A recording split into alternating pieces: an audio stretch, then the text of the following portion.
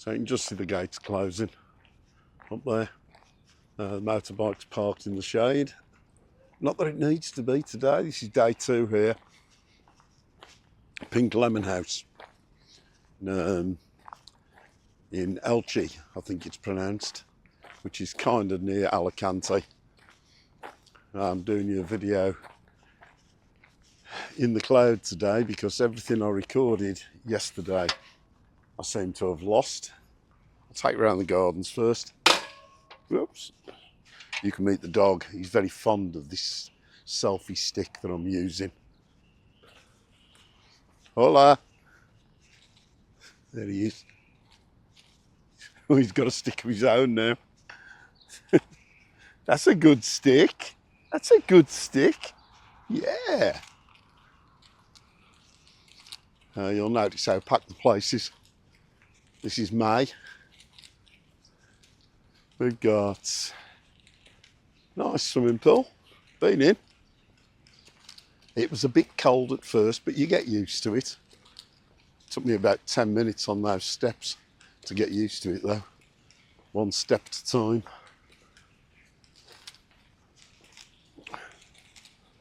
Little slide for the children.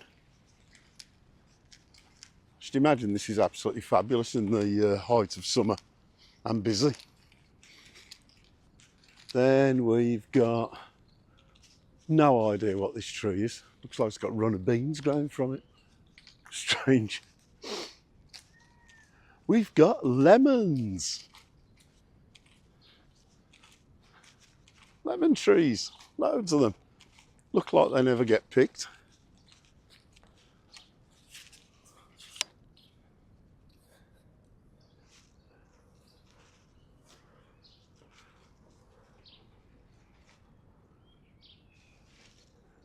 Lots and lots of palm trees.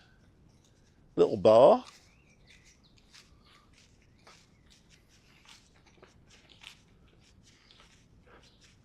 And some oranges. At last I know what an orange tree looks like. Yay! Same story here. Don't think they ever get picked.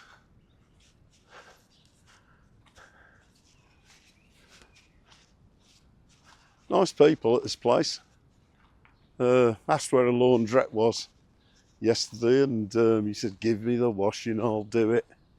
Which was kind of cool. Oops.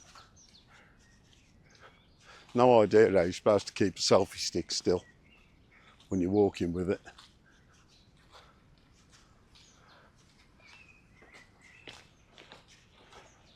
My room's up there. Little fish pond. Can't see any fish.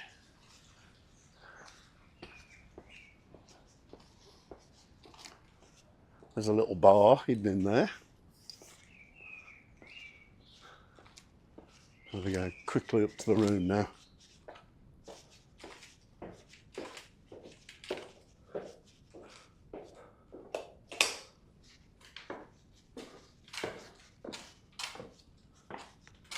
Excuse the mess, but I'm literally starting to get things ready for when I leave tomorrow. Bathroom.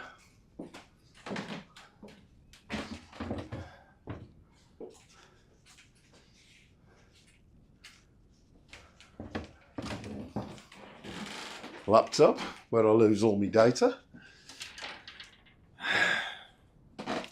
And this is my balcony with my beer. My view. How nice. That's about it, guys. Hope you enjoyed it. Find the rest of this on Didn't We Have a Nice Time YouTube channel. Like and subscribe. Right, we're all set to leave. Just need the gate opening for me. It's that secure, I can't get out without it. So,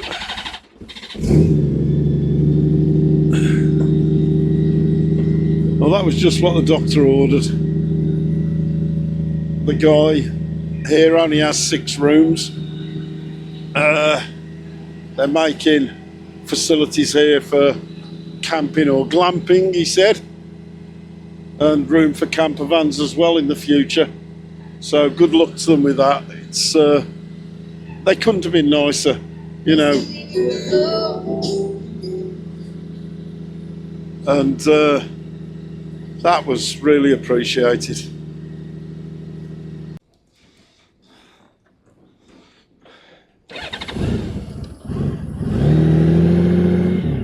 Adios.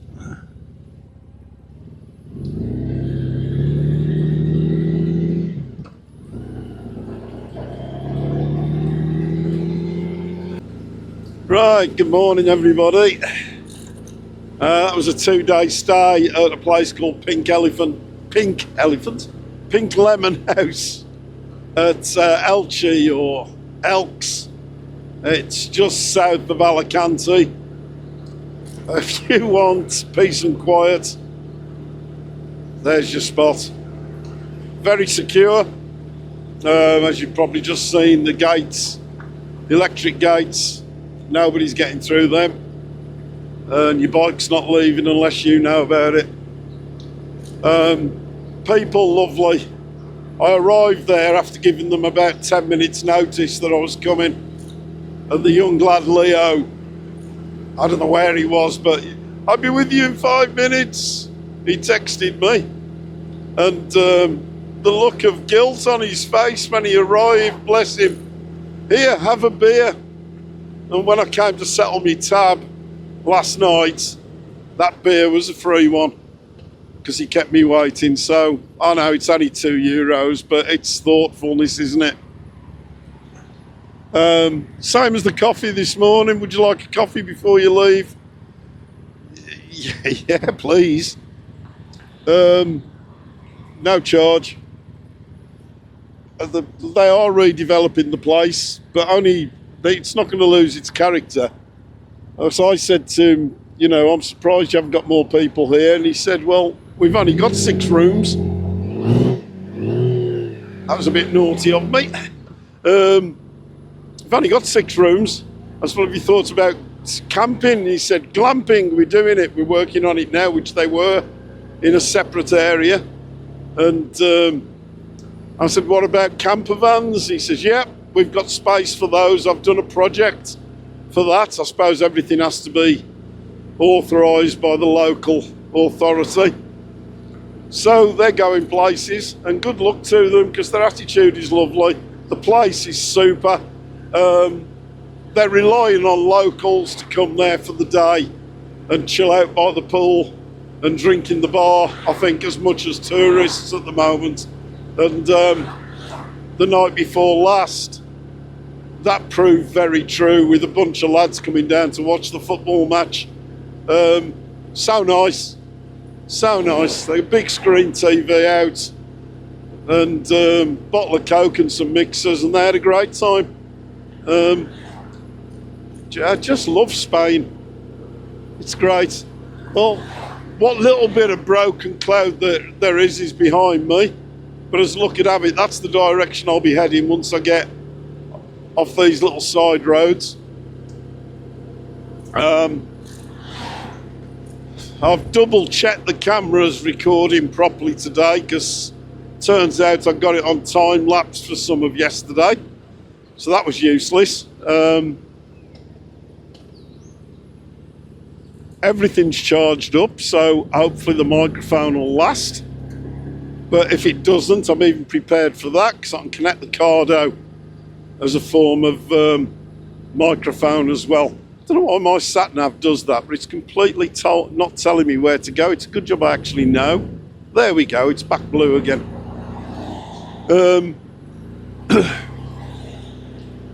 So yeah, come with me on the ride. Heading towards Zaragoza, but I don't know whether I get there or get past it today. Hopefully it'll be in mountains and away from the hustle and bustle. I did go into Alicante yesterday. Yeah, I don't like it. You can keep these big cities for me. Give me the little towns and the small accommodations. I just can't imagine stopping in one of those big hustle and bustle places. Goldwing's running great again. First thing in the morning, like I've said, it literally gets better as the day goes on. So yeah, give me a like and subscribe, and this will be chapter 4. Well, I'm red lighting the petrol gauge. The last 2 places I've been to, nearest petrol station on the sat nav, both of them closed. There's another one 7 minutes up the motorway. I've got a little bit with me, so if the worst comes to the worst, I'll pop some in and then refill my spare fuel bottle.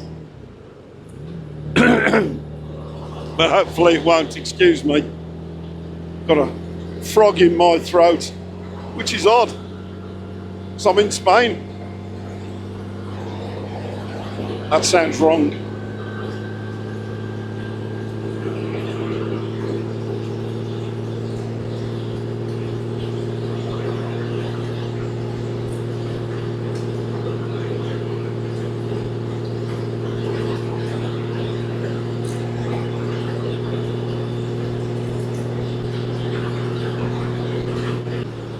Oh, I can see it. And it's downhill. If the worst comes to the worst, I'll roll in there. Don't do as I do. Put off getting fuel. You never know where the next one is. Saying that, there's been plenty. I'll give you a little tip as well if you're using Bluetooth devices. Park at the pump nearest to where you pay, and then you've got less chance of disconnecting.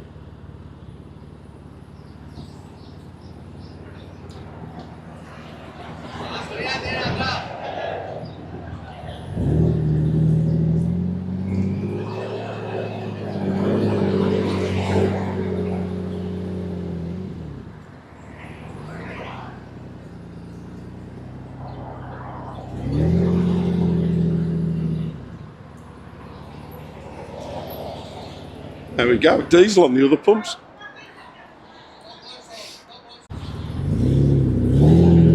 All good, filled up, fresh bottle, because it fits me drinks holder. That's the first time since I've left home.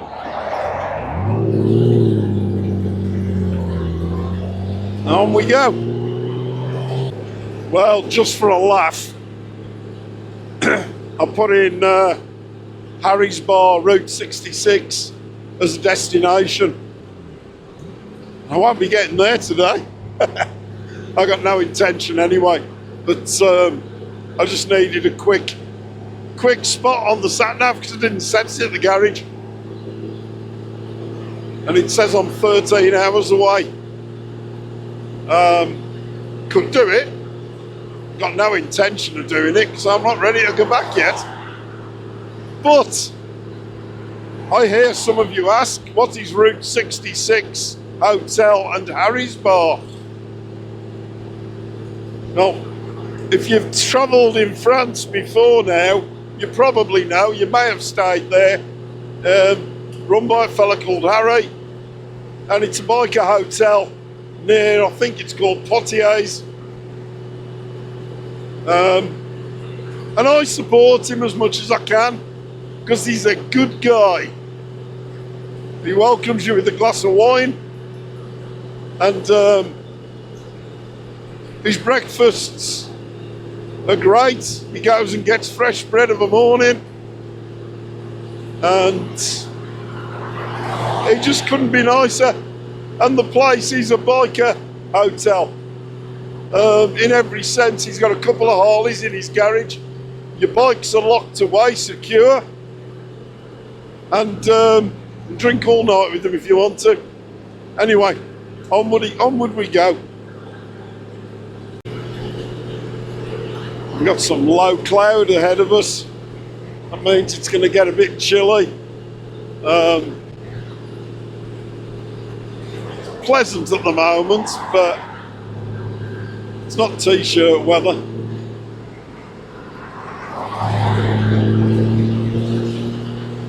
Anyway, another little tip for you. Carry some food. I'm not talking about, oh no, what if I break down and I'm stuck in the mountains? Well, all right, carry some food if you're going that remote. But I'm talking about what happened to me yesterday. Got back to my hotel. I'd been down into Alicante just to have a ride round.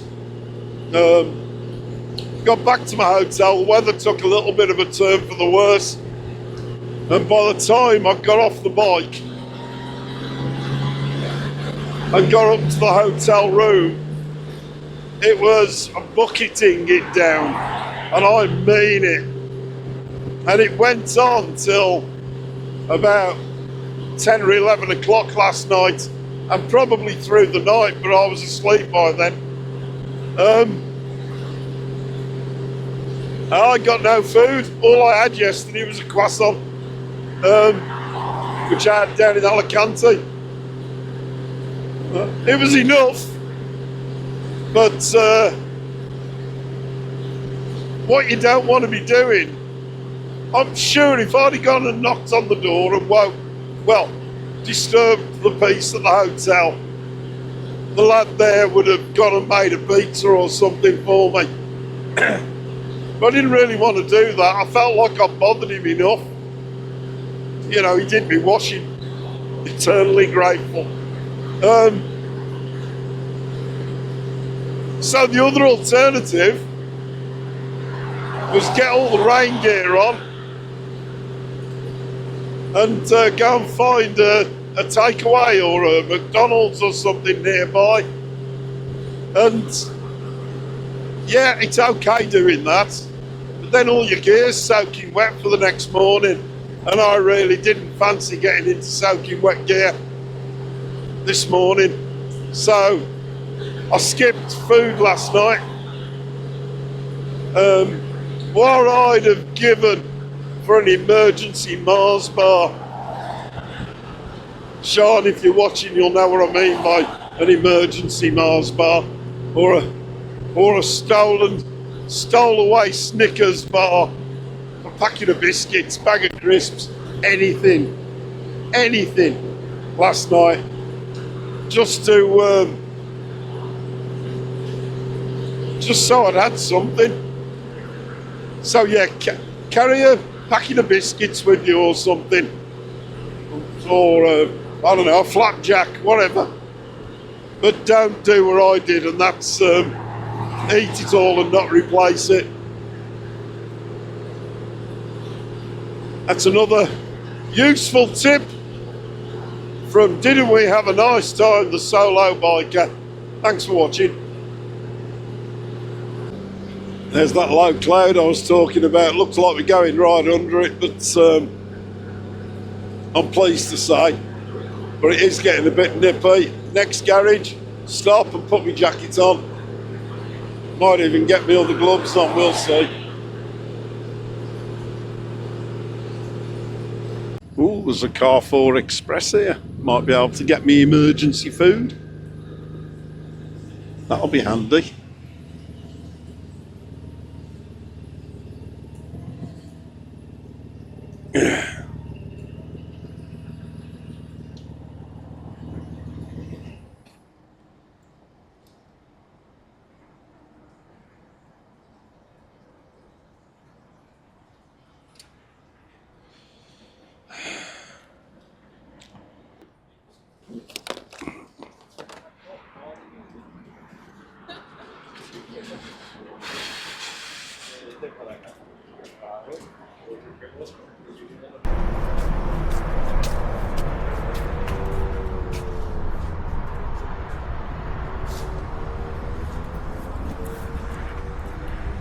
That's emergency biscuits and breakfast sorted in one go.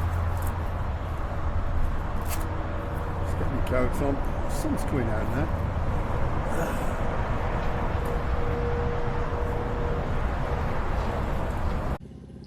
I've had to pull over because last time I disconnected from the Bluetooth headphones, microphone, and you don't really want to hear the difference it makes. So I've deleted those files, and along with that went the interesting fact of the day. So I'll do that in a minute once I've negotiated getting back on the main road. Alberchetti A31, that'll do.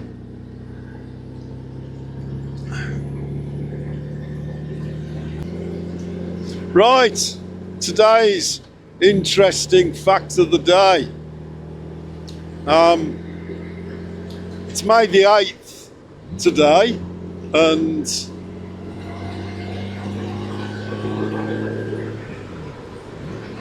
we had local elections in the United Kingdom yesterday, and that got me thinking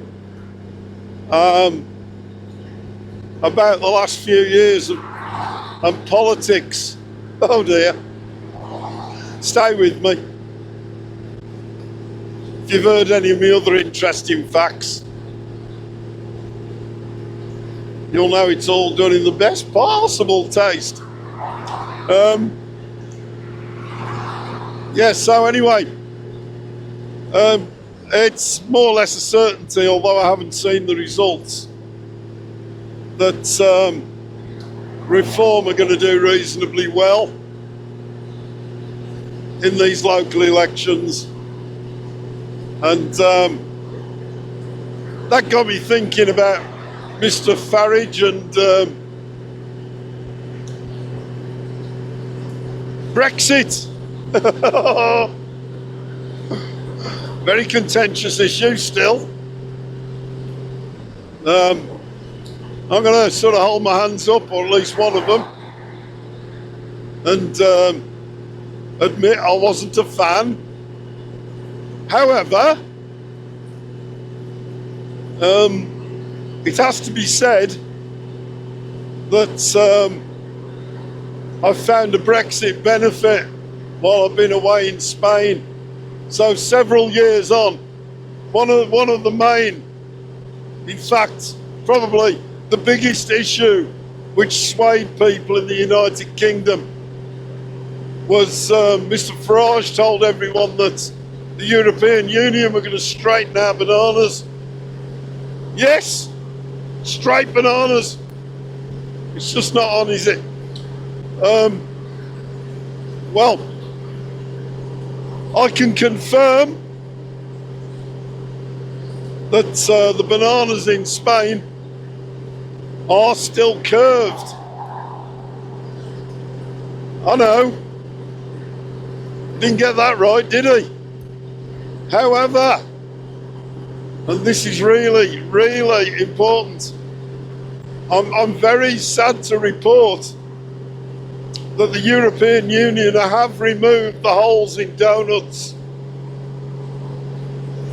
Not only have they removed the holes in donuts, they've straightened them out and renamed them churros. Found this out in Alicante last night. So, thank you, Mr. Farage. You saved our donuts. And for all those naysayers that say Brexit wasn't a great idea, well, next time you're having a ring donut, remember, if it wasn't for Mr. Farage, you'd be eating a churro right now. Actually, come to think about it, I did see some ring donuts as well. But that's an interesting fact of the day.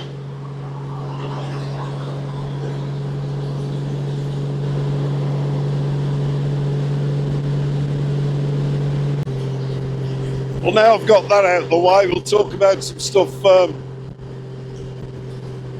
One of my tips, if you like, take these a little bit more seriously, please.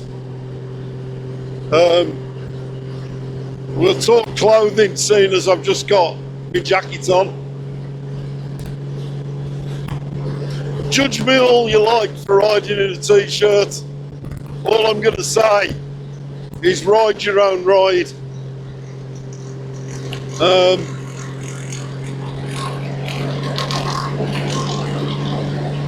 What do I bring away on a motorcycle tour clothing wise? Well, you can see what I'm wearing. I've got the full gear on. This isn't expensive stuff, it's tech speed. And for this time of the year, it's quite adequate. It's got fold down panels, which leave you mesh at the front, and the same in the legs. So the top of my legs have got fold down panels as well, which allow for a bit of cool air to get in. Today it's not really needed, but believe you me, it comes in handy. Is it great stuff? Well, it's alright for the money. It's alright. I think there's better out there, better mesh gear, for sure. But this doubles up as rain gear. If you don't have something that doubles up as rain gear, then I'd recommend a bit of ex-army Gore-Tex. It's what I take with me at home sometimes. It packs away small. It's easy to throw on and just keeps the rain off. What I will say in Spain, certainly May and throughout the summer and probably the autumn, you dry out as quick as you get wet. So I don't think I'll ever bring waterproof gear more than what I've got, because it's only water, isn't it, you know. Gloves, I've got 2 pairs of gloves with me. I got these mesh ones with a little bit of protection. My fingertips are screwed if I come off, but whatever. I like wearing those because I'm pressing buttons to record and tampering with the sat-nav screen,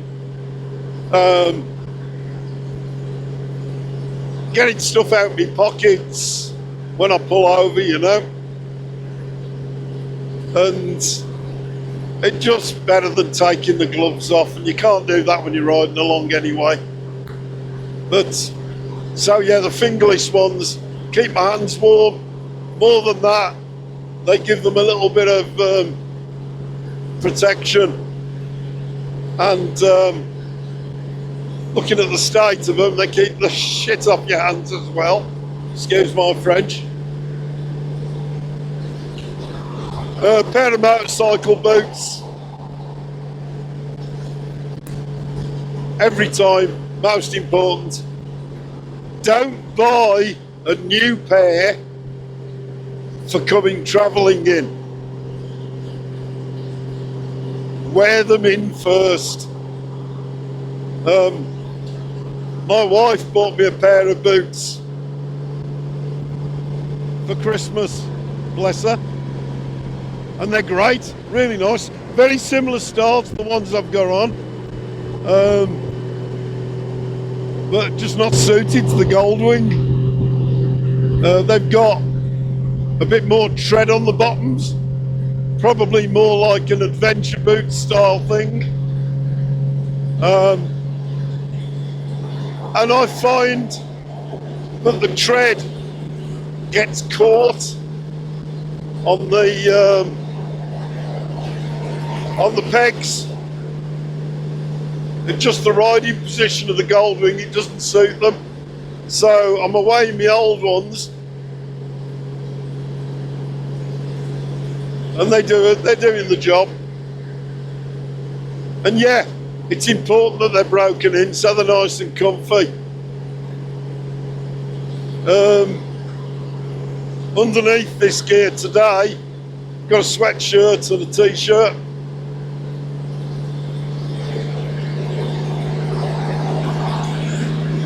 The bag behind me, camouflage bag on the seat. Inside that has got all my clean laundry. Thank you, Leo. I'll tell you what's in there. Now I know some of you are going to be more stuck for space than I am.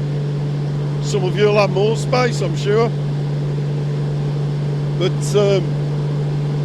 we'll talk about the bag first. It's waterproof, sits on the passenger seat, and one strap holds it on. It's nice and secure, it's not going anywhere.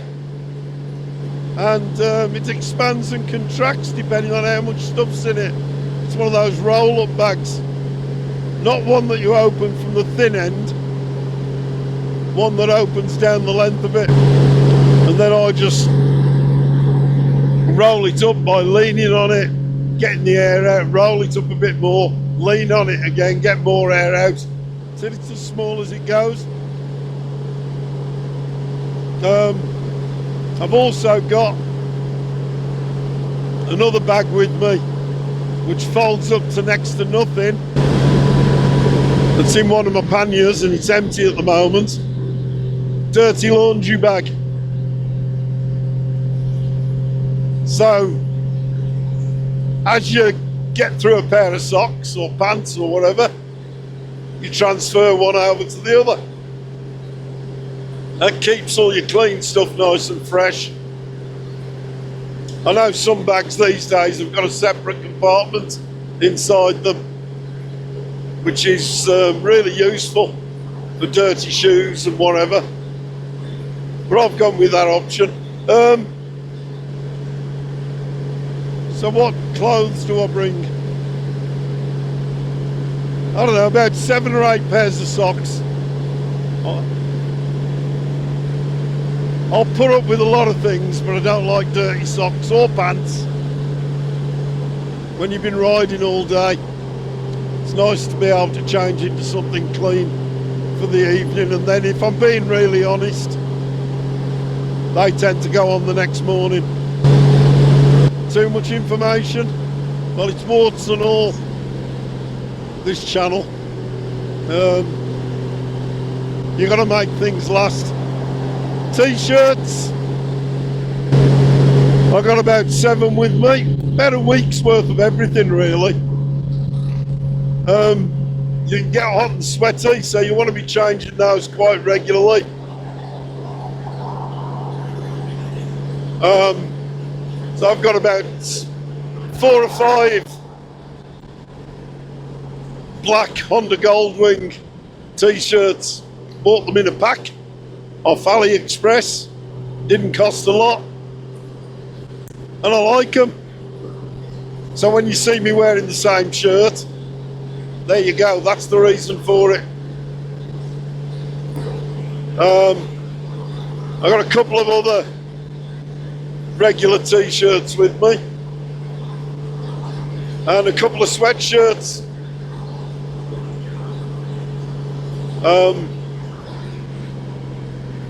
Right, so jeans, 1 pair.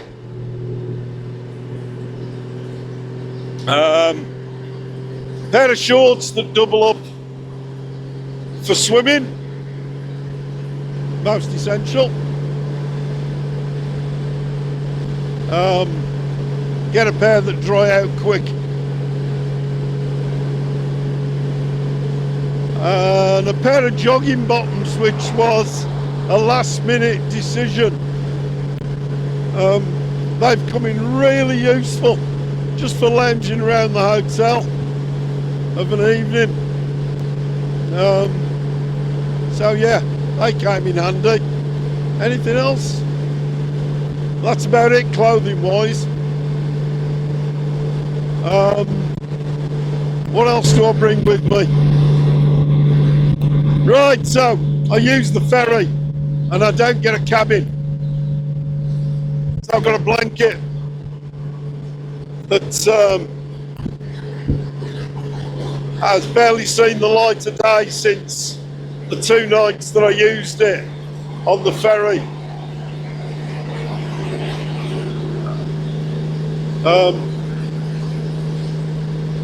It might come in useful should the worst come to the worst and I fail to get a hotel room or need something to throw on the floor for whatever reason, or even if I end up on a beach and I've got a towel, and that's literally should I go for a swim. Done that in the past. It's not a problem at hotels because they supply you with towels, lakes, rivers, beaches. It's handy to have a towel with you. Other kit that I bring with me. So I've got one pannier that's pretty empty at the moment, but it's got a bike cover in it,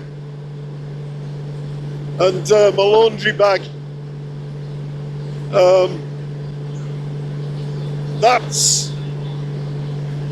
That bike cover is, I consider it essential. It's probably the best bit of security you can put on your bike.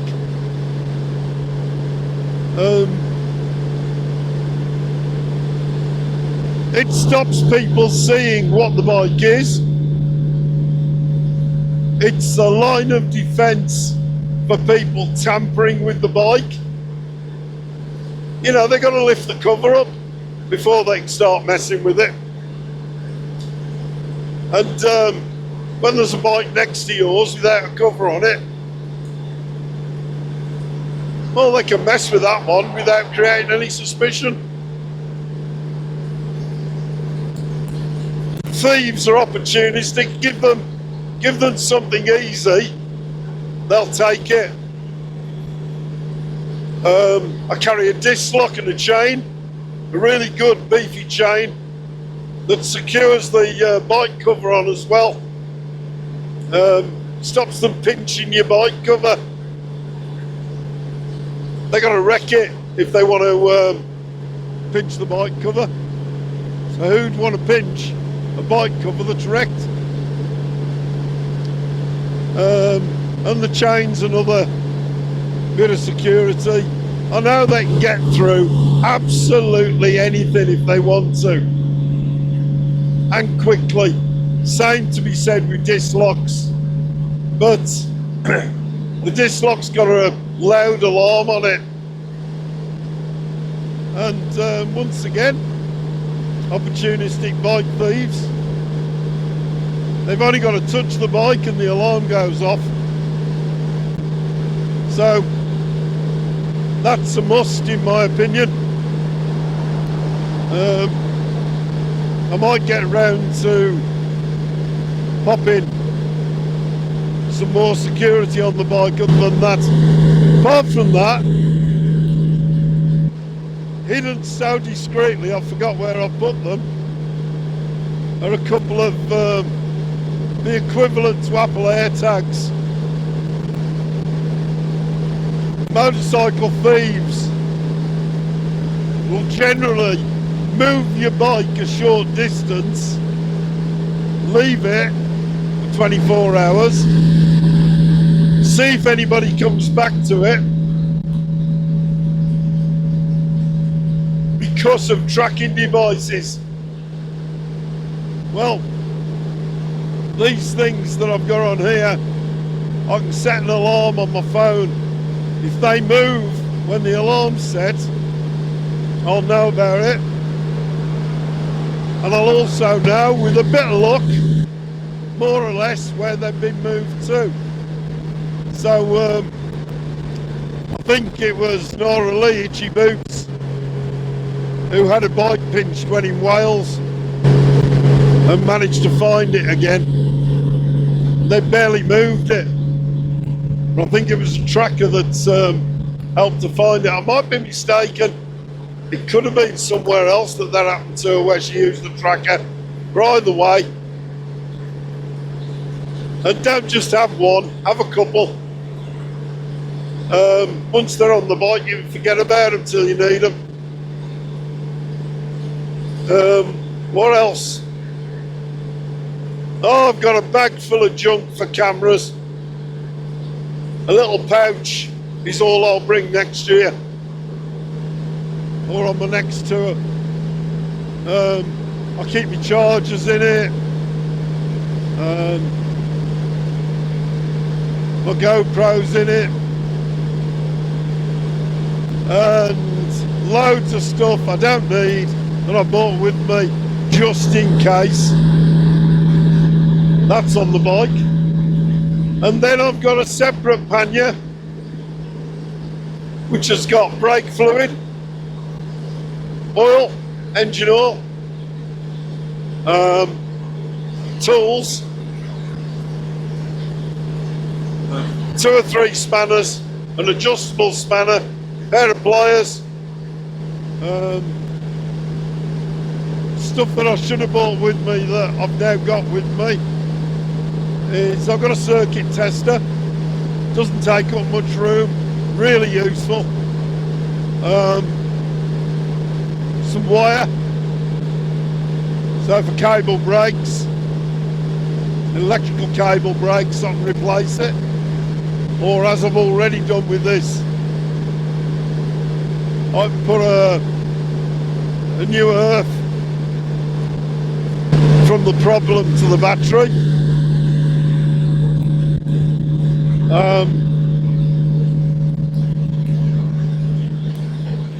There's some crimpers, came with a little set of connectors as well that I bought when I was in Bilbao. That's really handy.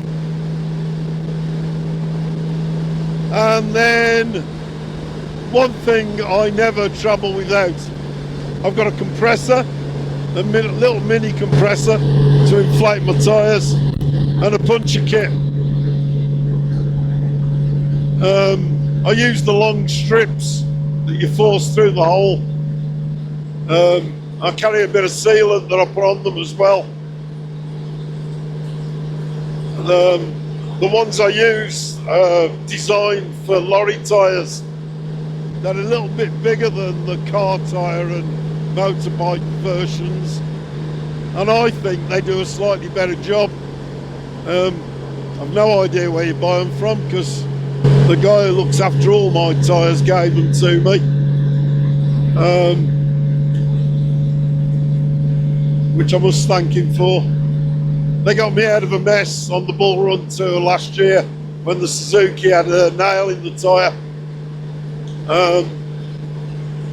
They also got a guy out of a mess in the hotel I stayed in Grenoble, Jerome. He woke up to find a flat tyre and he was stuck, and I managed to fix that for him. Nice to say we still keep in touch.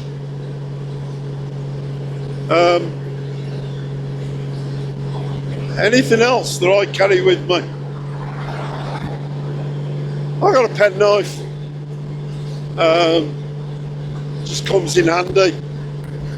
A couple of screwdrivers, which I don't really need, because I bought a little socket set when I was out here, and that'll double up. I'm having to think now.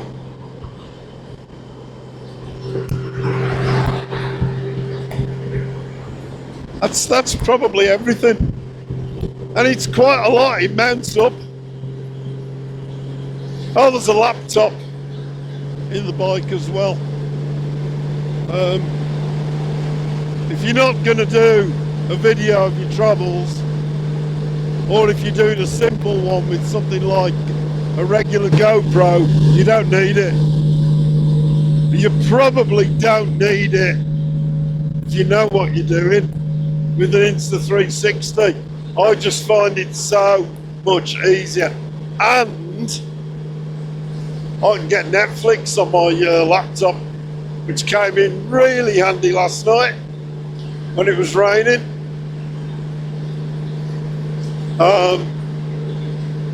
Hotel TV is always, well, nearly always rubbish.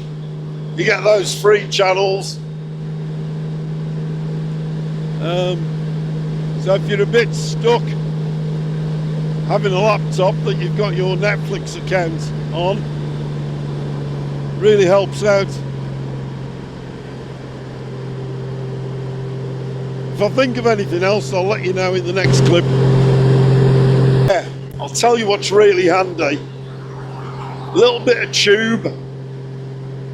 I've had to do a little service on my brake lines.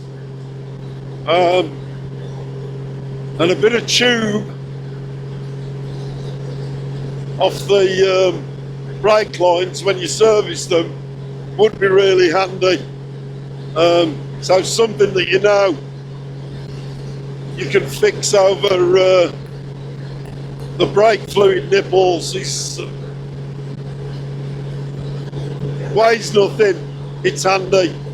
You can buy brake fluid when you're here, but getting hold of one of those lines is something you don't want to be searching after.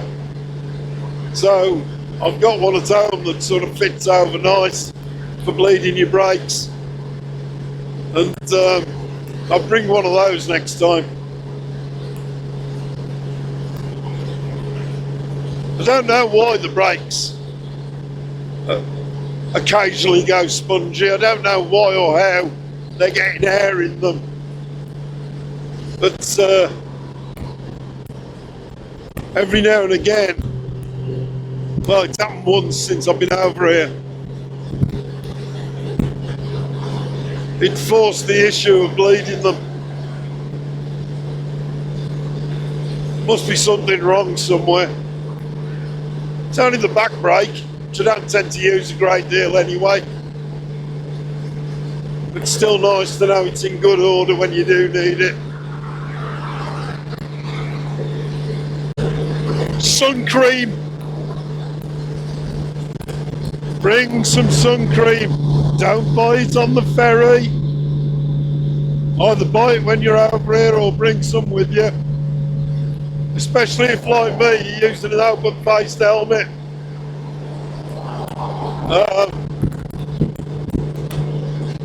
Even on days like today, the sun's just starting to come out. You need protection from it. So far, so good for me. I'm not burning anywhere. But don't be fooled by an overcast day. It'll still get you. So yeah, apply some cream on your face. You'll thank me for that. If you do it, you probably won't thank me. But if you don't, nothing worse.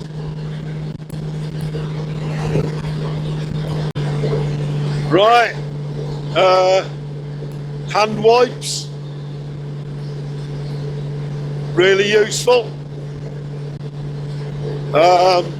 You know what I mean by those, baby wipes, that kind of thing. Can't stand the smell of them myself, but you can get some which are like lemon, and they're much better to use. They come in handy for checking your oil as well, which I do every morning.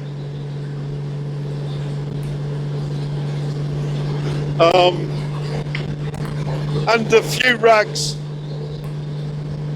just for cleaning your windscreens with and your headlights. There's a lot of flies in Spain. I'm looking at my screen now. It's like it's had half a dozen fried eggs thrown on it. So I'll be taking care of that. Probably at these services that are just coming up. That's about it. That's probably it. Sunglasses, reading glasses.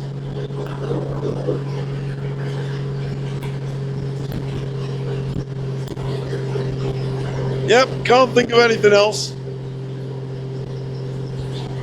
I'd like to hear if there's any seasoned travellers out there, stuff I forgot, or maybe I forgot to mention.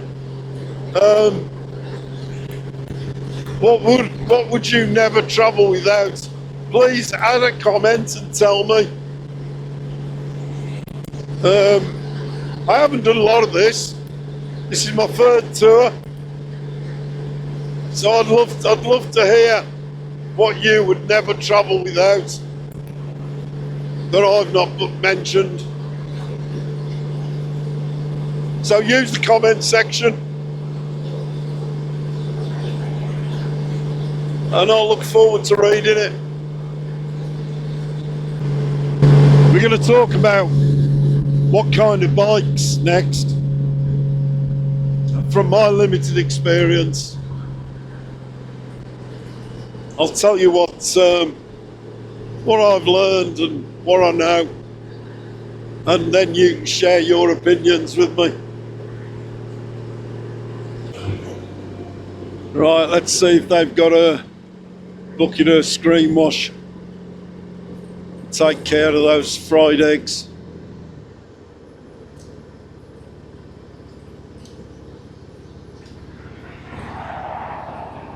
Most garages have, not all of them.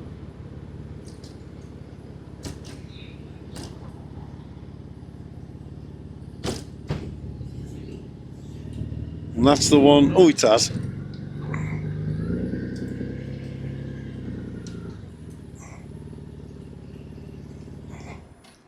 Let's sort that out. Well, that literally took a minute. That's a lot better.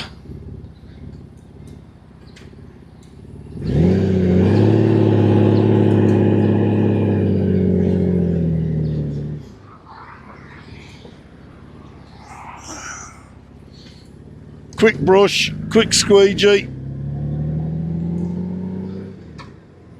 and away we go.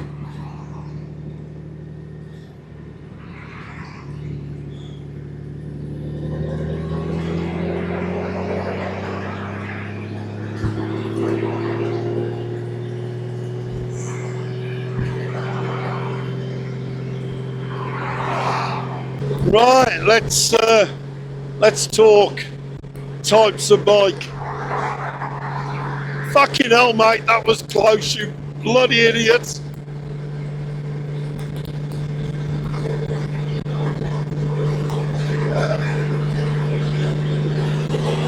He's gonna have to get a bollocking.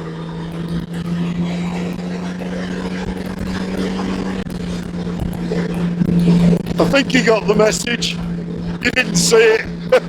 It wasn't pleasant. But there was no need for him to come anywhere near that close to me when he went past me. He sped off now.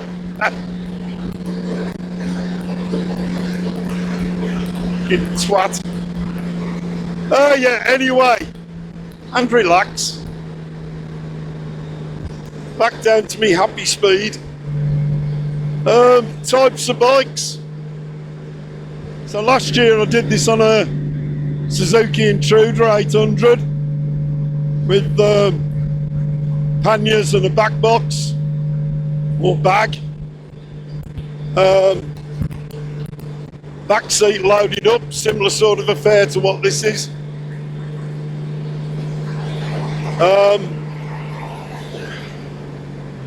Did the job.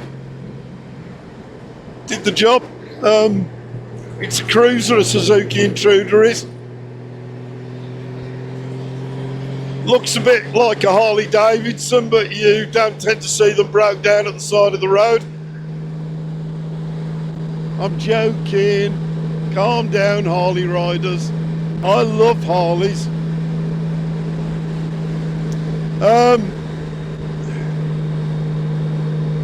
Yeah.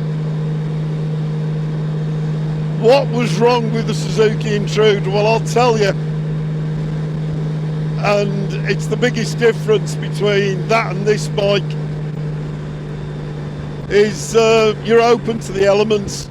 I've got a screen on it but it gives you no protection. Now, I'm sure the same can be said for the bulker bikes, and it is where the Goldwing comes into its own, is that you're riding in a sort of semi-vacuum. Everything flows around you. My wife says not so much if you're on the back seat. But with the Suzuki, it's great. But when you get on the motorways, which I didn't do a lot of, but occasionally you want to make some distance. When you get on the motorways, things like that in front of you, in front of me right now, from a long way back, you go into this buffer zone. Now, right now, I'm behind him and I can't tell he's there. On the Suzuki, I'll be buffeted about, and it's not a problem, it's just not very pleasant. And the other thing is that the Suzuki,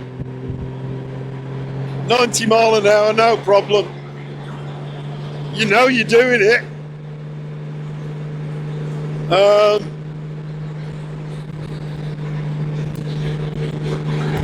With this, if I chose to, I could cruise all day at that speed and wouldn't know I was doing it. In fact, I'll be perfectly honest with you. I think this bike's happier at higher revs than it is at lower revs. In fact, I know it is. It's built for roads like this. Now I'm going to talk about other bikes which I've got no experience of, or very little.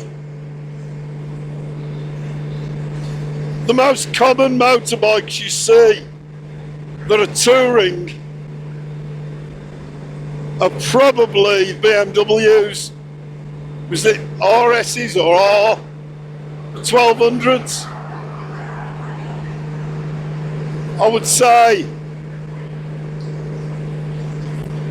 over 50% of all the bikes out here, and probably over 50% of the bikes on the ferry are BMWs. Then you'll have a few Africa Twins and the occasional Himalayan. So I'm talking adventure bikes.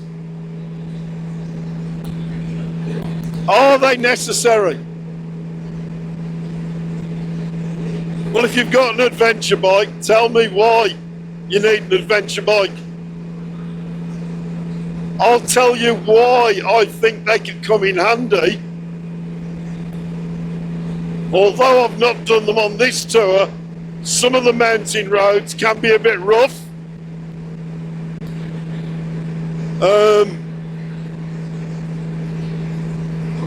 Not much more than dirt roads, especially if you make that a choice and head for them.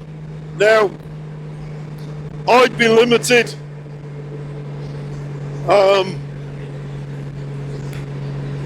Going down to the beach the other day, the road turned into sand.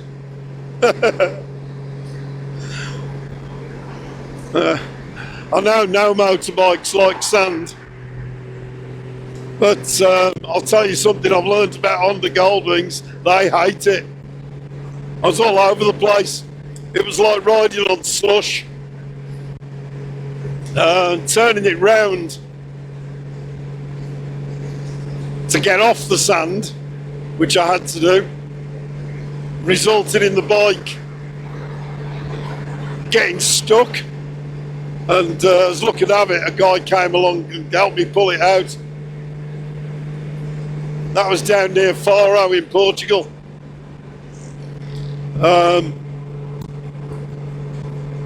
I guess on a Africa Twin or whatever, it would have dealt with it.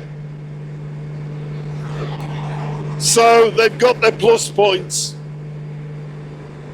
Last year on the bull run, I'd stopped to get a bite to eat from a supermarket in France. I think I was in the Alps, could have been the Pyrenees, not sure. And when I came out of the supermarket, a French-German couple on their BMW Tourers, BMW adventure bikes, they were parked next to me. And the opening gambit from the guy was, and remember I was on a Suzuki Intruder, and I'll probably get the numbers wrong, but I did check the numbers that he gave me, and he was bang on right. Is that typically German? German engineering? He said to me, how do you cope, forgive the accent, how do you cope with your measly 111 millimeters of clearance in the mountains when I have a enormous 160 millimeters of clearance? Well, my response to that was, as it is now, I'm on tarmac, mate. It's not like we're in Africa, is it? You know? But yeah, I suppose. I don't know how much of it is like a statement or a necessity, where having the right motorbike makes you feel right as much as anything else.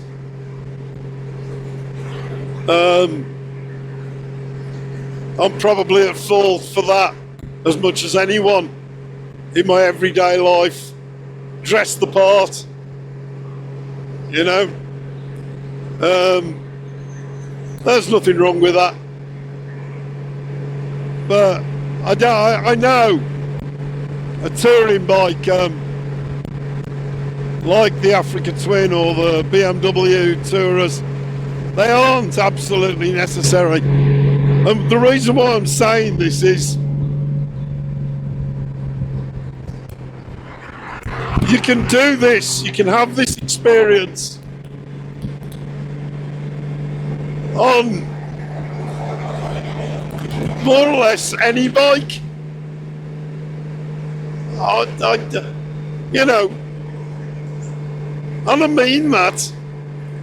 When I was in the Pyrenees, a bunch of lads, about 10 of them came past me. I think there's a video clip of it on the bull run tour. And they were on bikes, the little two-strokes. And I'm guessing they were either 50 cc's or 90 or 100, because they were making a right racket. And they looked like they were having a great time. Of course, you'd be limited how much luggage you could carry, but maybe they were just day tripping, I don't know. But you don't need to bring all the gear on board with me. You can travel a lot lighter than this. You know, I've got the space, so I've filled it. I reckon I could do everything with a rucksack strapped to the back of the bike. So it depends what you want out of it. I'm old, and I suppose want the comfort.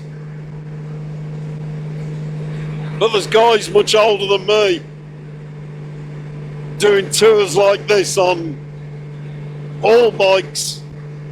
All I would say to you is, don't put it off till it's too late. It is fabulous, honestly, absolutely fabulous. Touring in Europe, well, anywhere, Scotland. If you're watching this in other countries, tell me. Where are the best roads? To my mind, Spain's taking some beating right now. So I'm sure there's plenty of other countries that either have their moments or are as good as. So please, yeah, drop me a comment and tell me. What do you ride on? What do you tour on? Upside and downside. What do you think of touring on a Goldwing? Does it make sense? I think it does. Or should I be on an adventure bike? I'll tell you what puts me off them. I'm 5'7", and I can touch my feet down both sides comfortably on this, and comfortably on the Suzuki, and probably all the Harleys and Indians, all the cruiser bikes. Oh. I look at the height of the seats on things like the African Twin. I've never sat on one, but I think my feet would be about 6 inches off the ground, which is probably why I've got the bikes I've got. So yeah, drop me a comment, especially if you ride an adventure bike and you're my size. I'd love to know how you get on. Maybe I'm just imagining it and they're no higher. Off the motorway. I'm going to stop and double check the map because I haven't been paying a lot of attention. I could have gone wrong. I know the map's definitely telling me to go this way. Maybe I need to, maybe I don't. I'll have a little look just so I can see where I am, how far into the journey. It says I've still got a couple of hours to go. It's only 11 o'clock.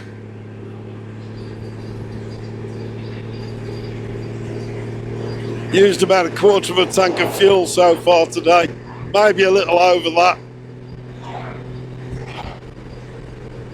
Oh, red kites above me, reminds me of home.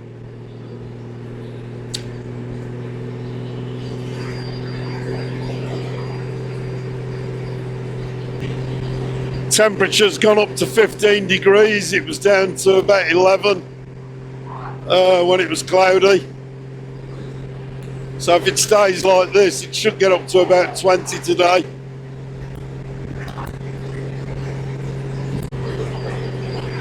I wonder what they power. I thought they were airport lights when I first saw them from way back. It's little turbines, probably, possibly to do with irrigation.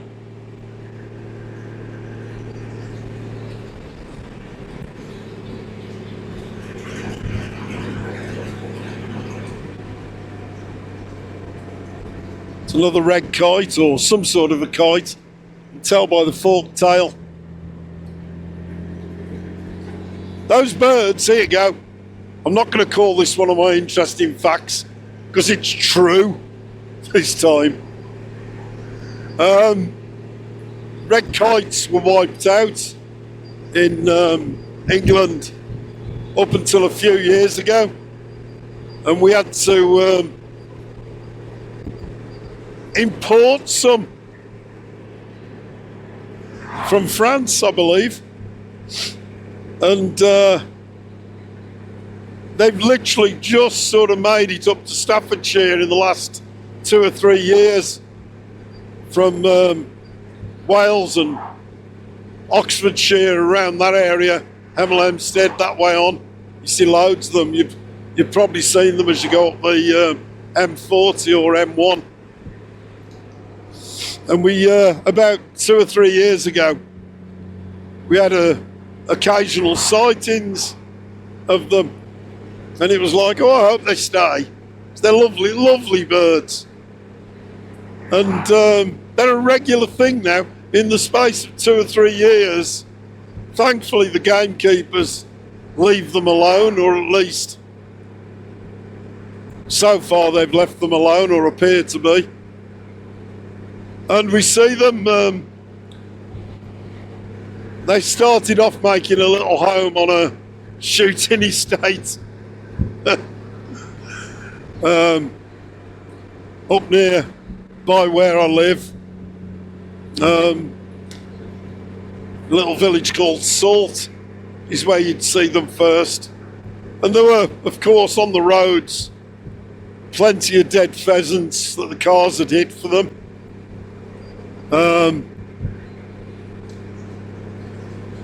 I don't know. I think that's probably their main diet, is birds that cars eat. I'm sure gamekeepers will say differently, but what the hell? The kites were here before pheasants. And if you know that, it's, the terribly English pheasant is from the Himalayas.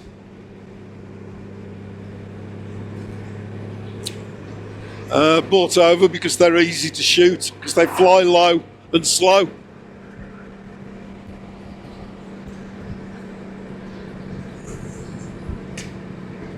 Yes, so they've sort of established themselves, and you see them in the Derbyshire Dales now occasionally, and the Staffordshire Moorlands. And I've got a little field at the back of my house where we walk our dogs, and occasionally there'll be one floating around the field. My dogs are Dalmatians, so I don't think I've got anything to worry about with that. Although you, just like everything else, you hear stories of them carrying off this and that, and I don't think it's particularly true. You know, it'd have to be one hell of a stupid cat to not be able to put up a fight with a bird. But maybe, I don't know, maybe.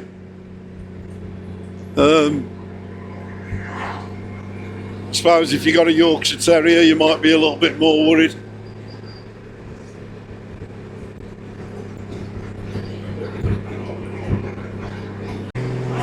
You know, for a country, we're talking Spain now, whose national symbol that they display all over the place is that big black bull that they put on hillsides and so on. You don't see many cows. It's like I've got vines, grapevines to the right of me and left. Back there was some more trees of some description. Orange, lemon, I don't know. Some more little shrubs over there. There could be olive or whatever. Yeah, the land is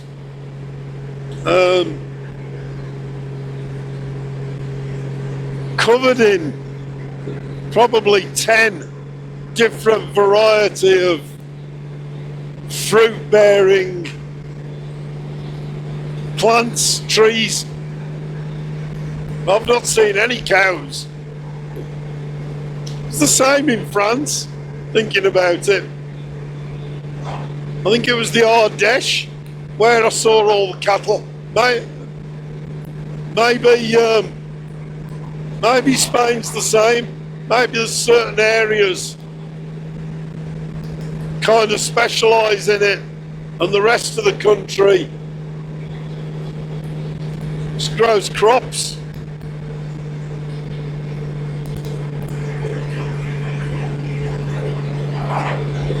Never got on that well with Spanish wine. I like sangria, easy to drink.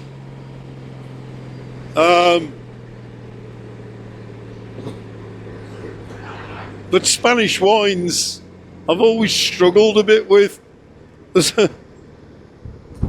Forgive me, Spain, but a little story. I don't know whether this is true or not, but there was a time when it was cheaper to buy Spanish wines in Scandinavia and use them as antifreeze than it was to buy antifreeze. Once again, I think that's a true story. So I heard it years and years ago.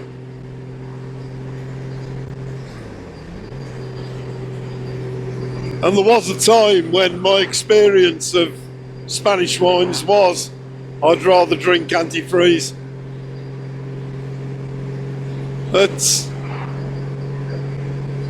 I don't know, maybe at the next restaurant I'll give the wines a go.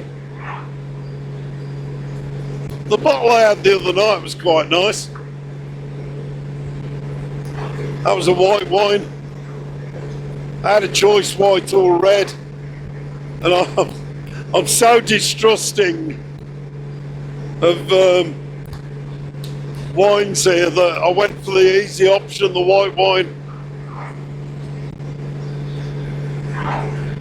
There's a field of poppies, beautiful.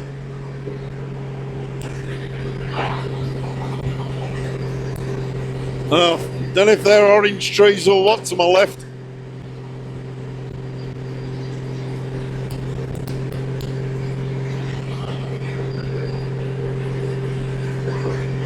We're back off the sort of motorway and onto, I suppose this is an A road equivalent. Gotta say it, it's an absolutely perfect surface. Again, that's been the theme, no matter where I've been in Spain. The road surfaces, I just, you know, they probably take it for granted over here.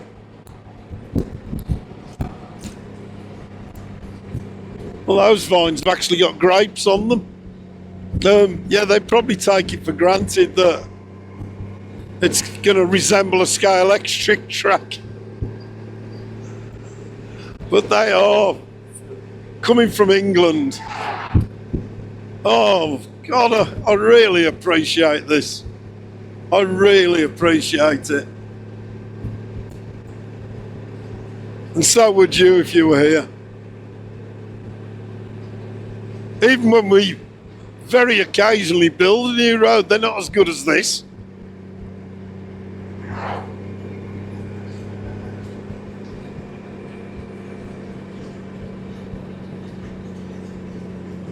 They're like their rumble strips. I've learned to stay in between the doubles and singles, and it's not as bumpy if you get it just right.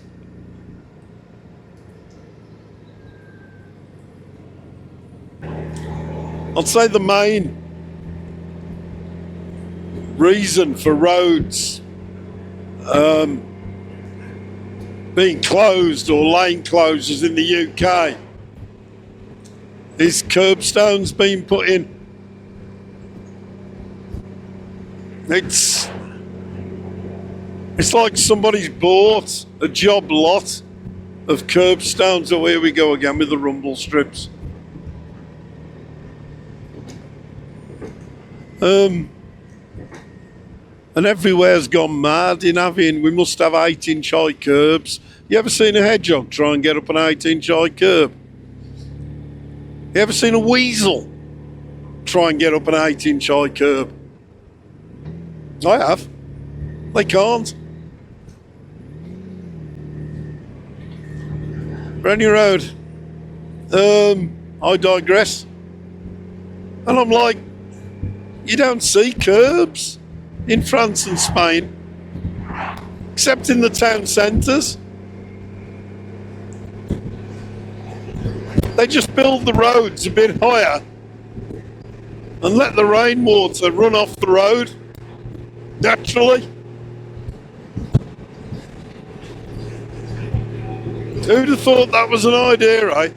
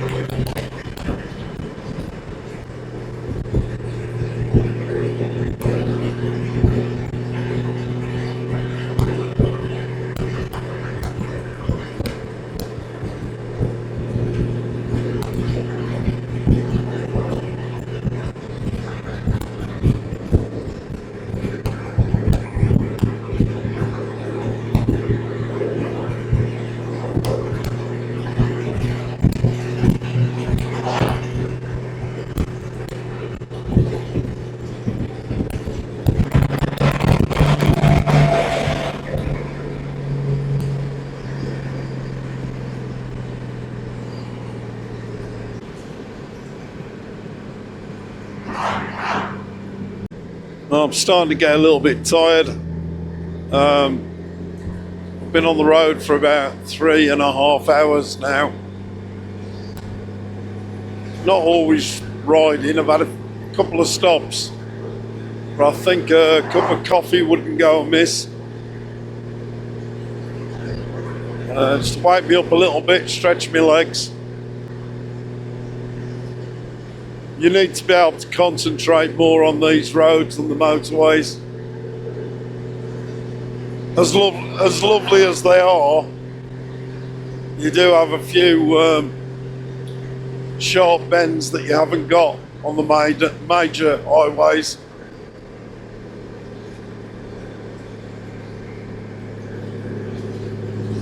Temperature's not climbed much, I guess thanks to this cloud.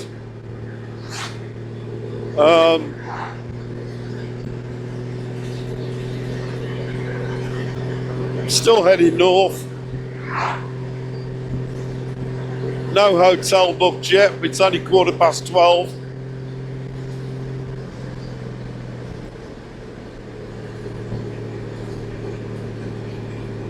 So yeah, a cup of coffee I think won't go amiss.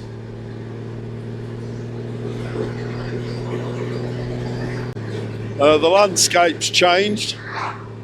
This is, I think it said Camino Forest or something like that. I wouldn't bother looking it up on a map because I've probably got it wrong. Or maybe it just means turn right or something for the forest. I haven't a clue. Sign I saw back there.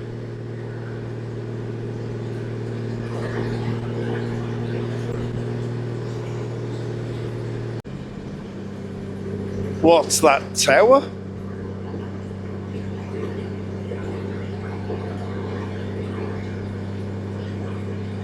I wonder.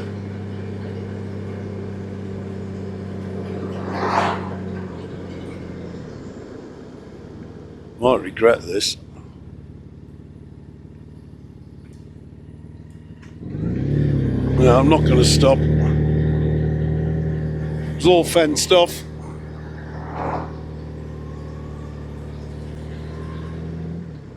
Some sort of a watchtower.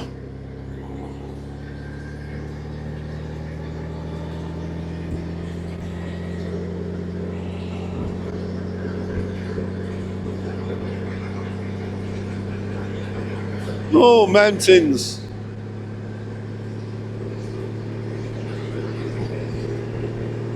Right in the distance, mind you. That's where I'm heading. Doing things the way I do it. I don't sort of, oh, I must go there because, or, oh, I must stop the bike and have a look at that because, quite simply, because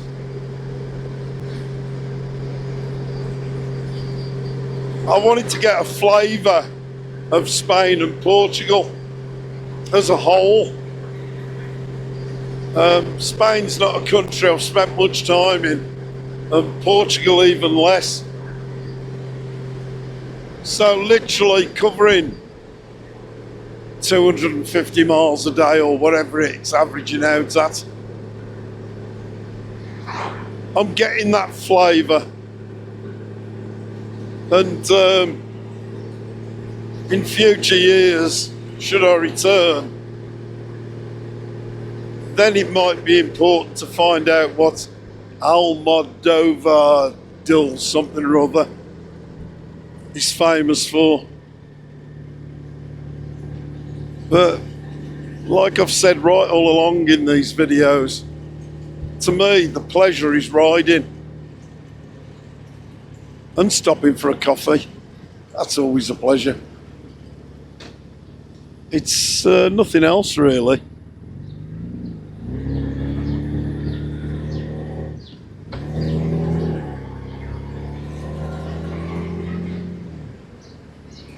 Talking about stopping for a coffee, I wonder if I can here.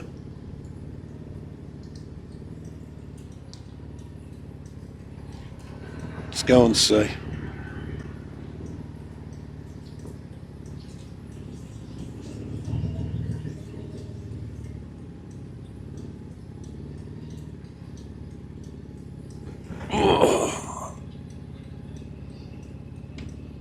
1.49 a litre here at the minute.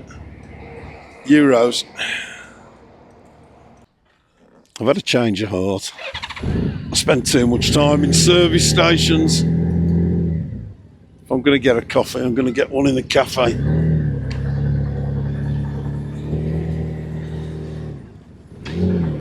Give them me business instead of Repsol.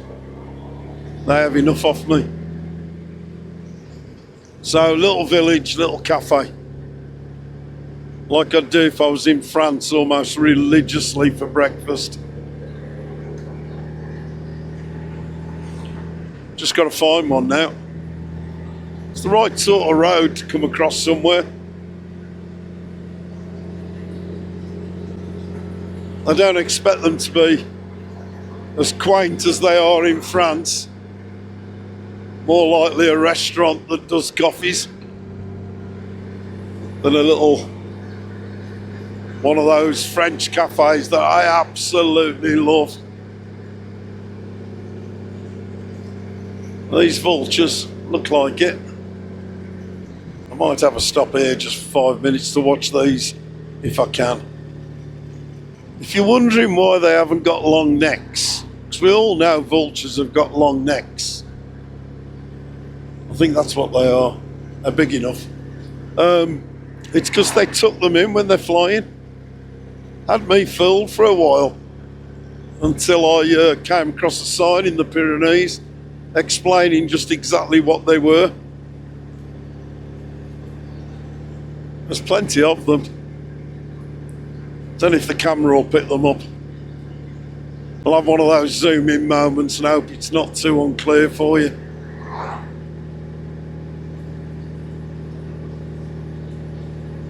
I've never seen one land. I've seen thousands of them through the mountains, and literally up to 100 at a time in places. Very communal of vultures. Remember those vultures in Jungle Book?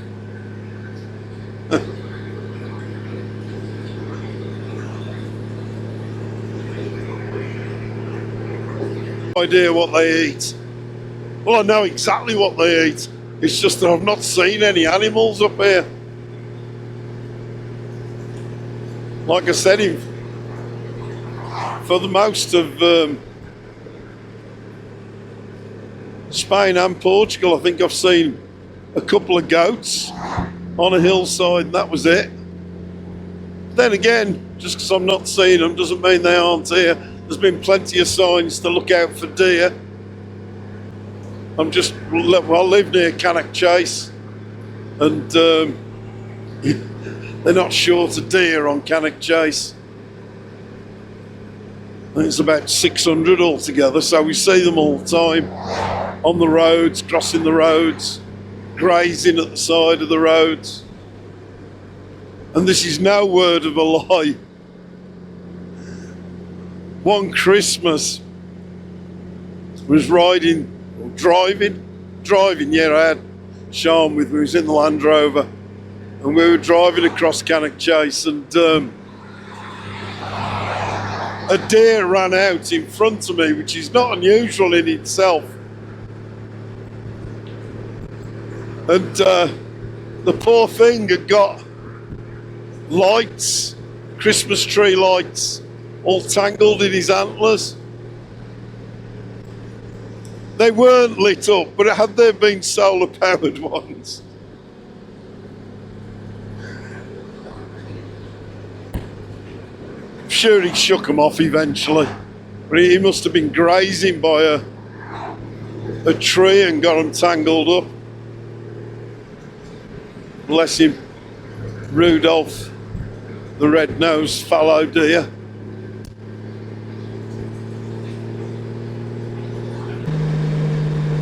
There's another one of those watchtowers.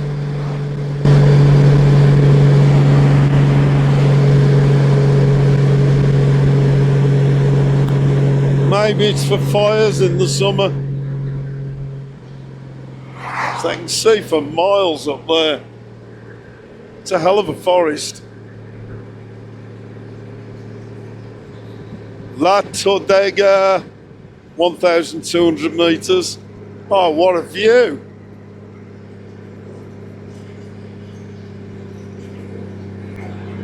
Nowhere to park.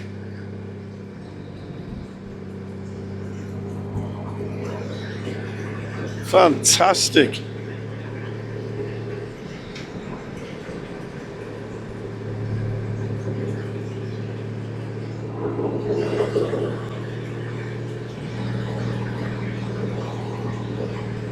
Still not had that coffee. I could really do with it.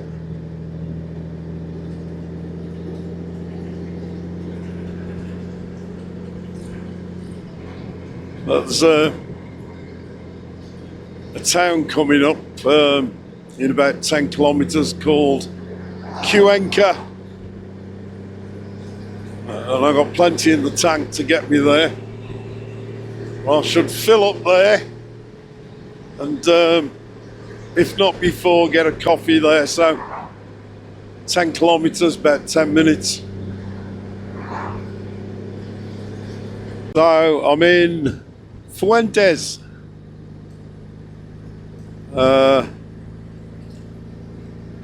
And I could do with some fuel now. Still haven't found a cafe, but that's the last thing on my mind, because could really do with some petrol.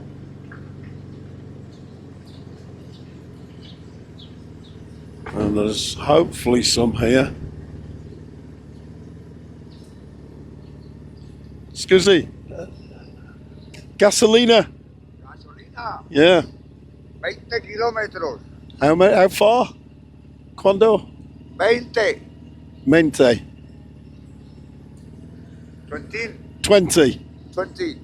Thank you so much. Thank you. Careful. Correcto. Gracias.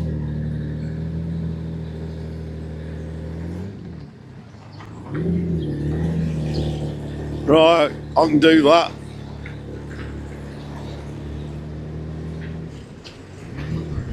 I'm so sorry.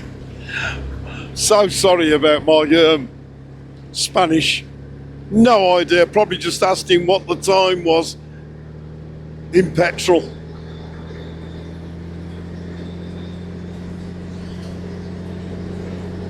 But we got there in the end. 20 kilometres, he said. Hopefully his English is better than my Spanish.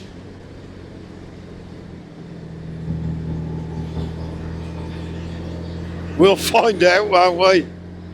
Stick with me. Do I carry on having a nice time, or is there a long walk ahead of me? I've probably got enough fuel in my little spare bottle of fuel to do 20 kilometres anyway.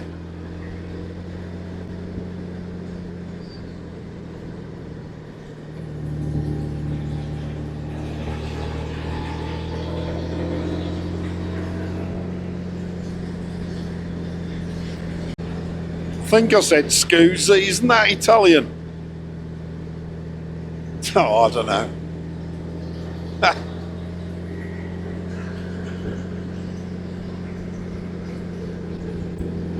Mr. Esperanto. Use the English version of Spanish,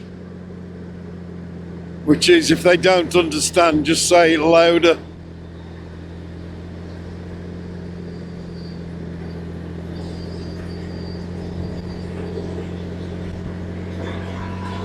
You know, nearly half the people in America speak Spanish, and yet they've not had a Spanish president yet, Spanish-speaking one.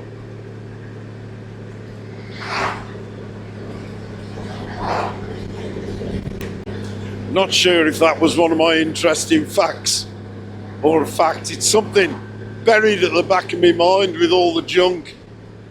Oh God, there's a lot of junk buried back there.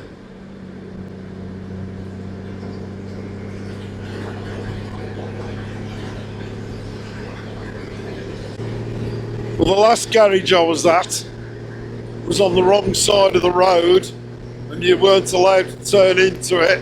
I should have done a U-turn. found somewhere further down and just, well, or just turned into it anyway. The one before that, coffee was on my mind. Should have got fuel there.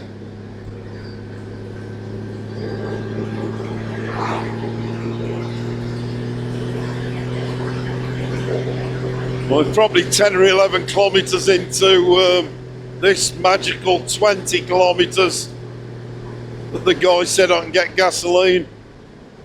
I'm still okay. Gasolina.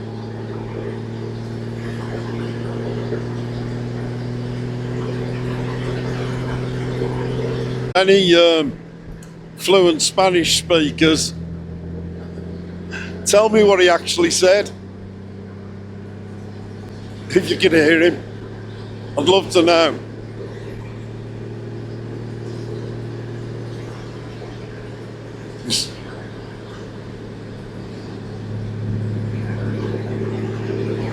Something along the lines of, stupid old bloke on a motorbike, why don't you get some back up the road when you saw it?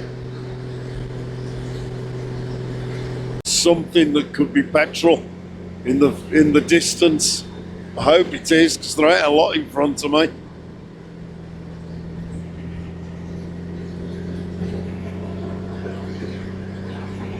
Sign, lovely little blue sign. Please be open, wherever you are. Oh, that's nice. Carboneras de Guadalajara. But there was a sign more important than that. There was a sign saying petrol. But where? Not leaving here without any.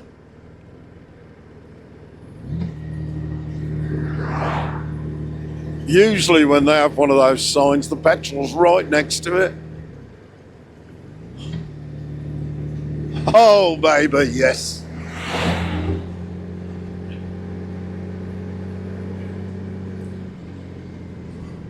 I'm in that one for sure. And a coffee. And it's getting warm. Yay.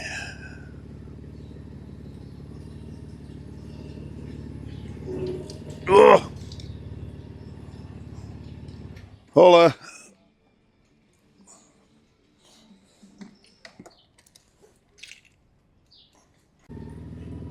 Well, that's a relief.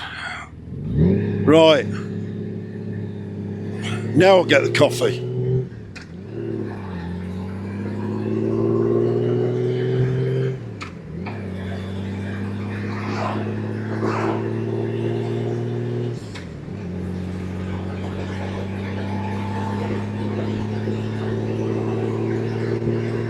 So the trees, these pine trees to my right, I'm going to go slow, there's nobody coming. You might just be able to see, in fact, I'm going to stop. What's going on? What kind of a nest is that? Or is that spiders? Or is it some fancy bird nest?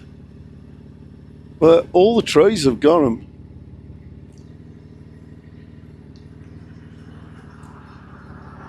It looks like, almost like a web, but I don't think it is.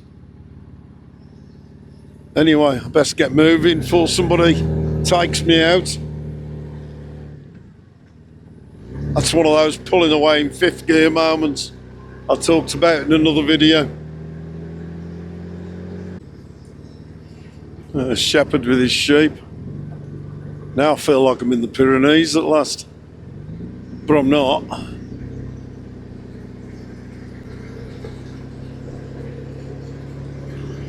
Love to see the sheepdogs working. And I'm sure that's one of the things where humans interact with animals. Where the dog actually enjoys his job. Man's best friend, eh?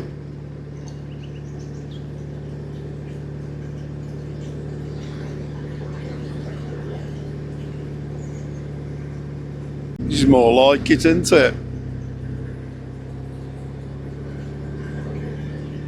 These are the roads you come to Spain for. What a lot of people do. I'm sure they all drive them a lot quicker than what I do, though.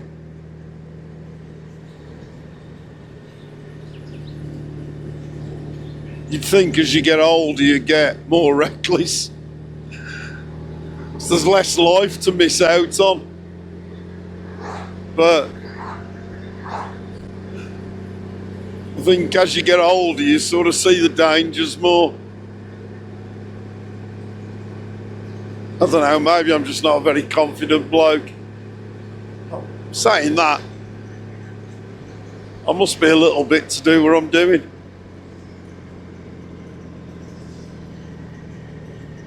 Oh, look at that.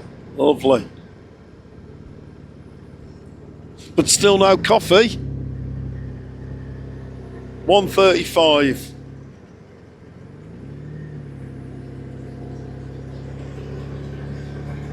I'm enjoying this road. No idea where I am. But near Fuentes, Fuentes, and I'm not alone. There's more bikers out having some fun in these mountains. Oh, lovely, look at that. Oh.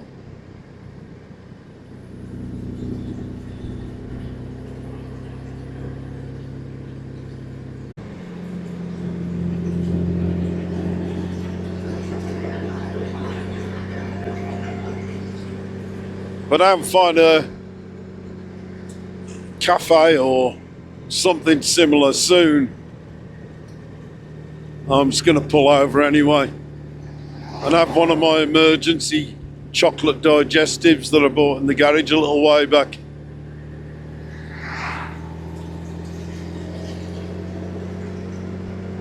Little wagtail of some description down there a minute ago, and there's a, see the guy, I don't know if you can see him, but little bird on the edge of the water. I'm pretty sure that's a dipper. Although he's not dipping much. Oh, there he goes. Don't know what this is. But yeah, it's chocolate biscuit time. That'll give me a bit of encouragement. No fishing, it says. Managed to work that out. Well done, Nige. See if these are as good as McVitie's.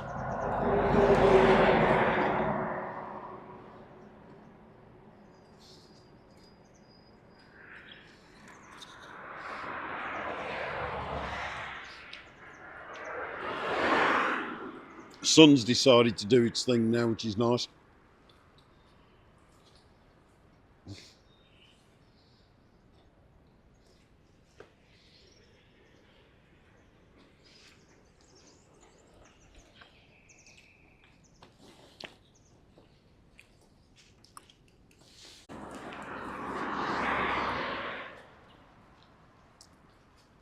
See if you can go down on this bridge.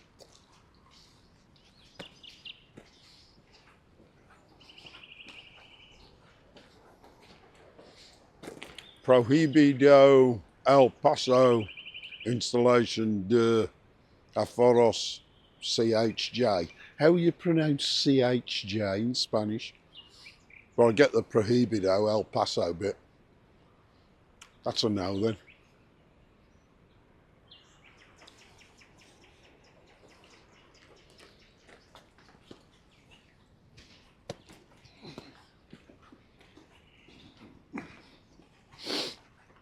These are as nice as McVitie's.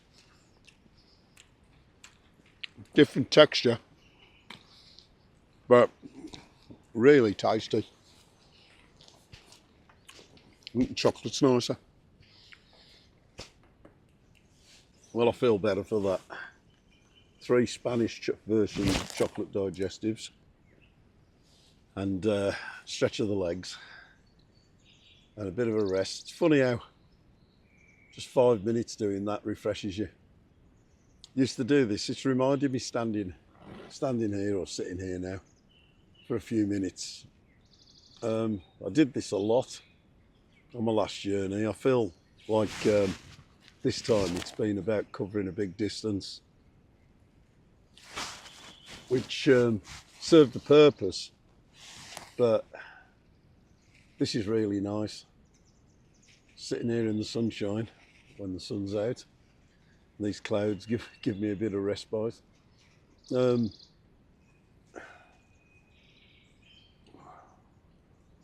Yeah, I think I'll do this a bit more. Drive and stop if the scenery's warrants it. Time to move on. Ugh.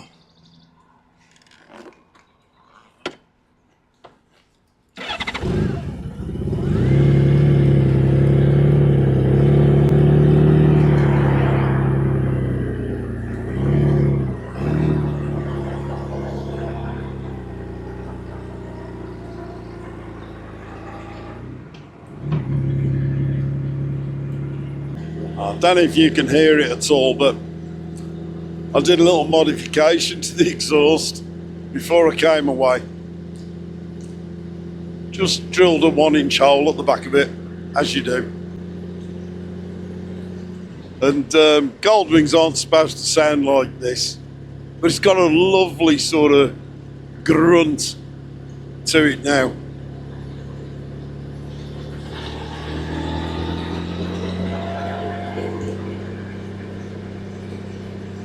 And the YouTube guy that showed me how to do this reckons you increase the horsepower, not that it needs it. And it's probably not true, because Honda do know what they're doing. But I just like the sound of it. It sounds like an 1800 motorbike now. Whereas I always think Goldwing sounded a bit like a car before. And although I'm not like my mate Mark, who's obsessed with thump, thump, thump of his bike,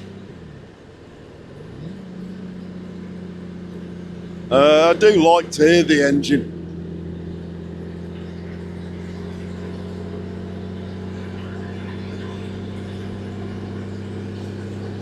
The beauty of this modification is that if you want to, you can put caps in it. Those things that you use for sealing off gas pipes or water pipes, they just screw into the hole that you've drilled. Although I'm pretty sure this will be fine for an MOT anyway. But that was like the knowing I could do that and put it back to the way it was the deciding factor. Because then if I didn't like the sound it made, or it was too loud, which it's not, I could do something about it.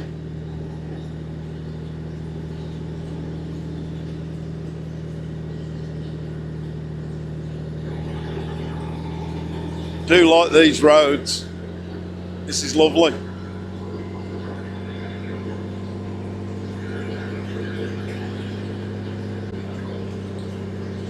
Turns out I'm on the N420 at the moment. Yeah, I can recommend this road. It's very pretty. No idea how long it'll last, but it's a good bike road for sure. Nice scenery. Perfect surface again, of course. I think my pothole count is probably, if I just go Spain and don't include Portugal, pothole count is probably 3 or 4 now since I landed in Bilbao.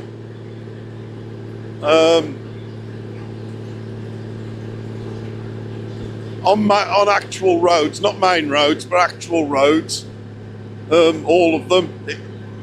Not going to include the occasional bit of off-road track that I've done finding hotels. And I'm not going to say there haven't been areas where the roads have been what you might describe as rough, but not potholes. You know, where they've done repairs, makeshift repairs, they've been a little bit rough in places, especially in towns. But 99.999% of the roads I've witnessed have been of this standard and quality. And that's probably in nearly 3,000 miles now. I don't know exactly, because when I did my repair on the bike, I reset the trip when I disconnected the battery. So who knows how many miles I've done. But I know I've done 1,060 since I reset the trip. I've done well over 1,000 up to that point, because I can remember the place where I missed it going over the 1,000 mark. So last year on the Bull Run, I stopped at 1,000 miles to celebrate it in the Pyrenees.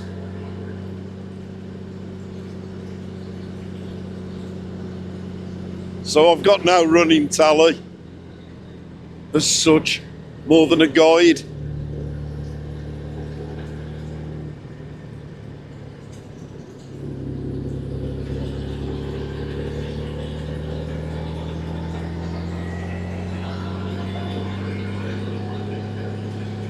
I love these sandstone rock formations. They're amazing. And everywhere here.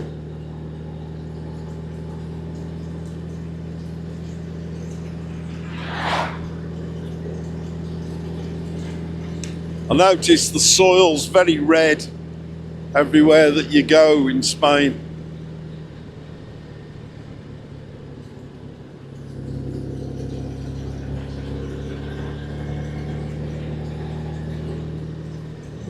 So Teruel, T-E-R-U-E-L, is 80 kilometres or so in front of me.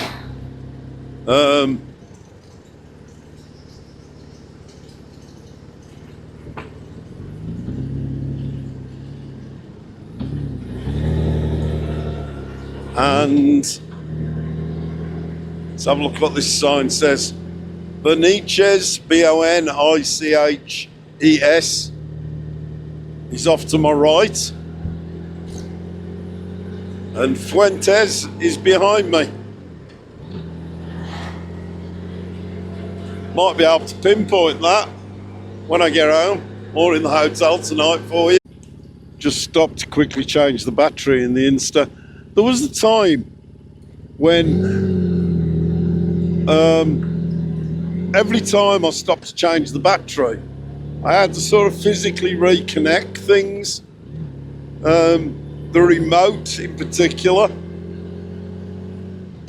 But now it connects automatically. Oh, Range Rover. Yeah, it connects automatically. And the headphones, the microphone does as well, which is great.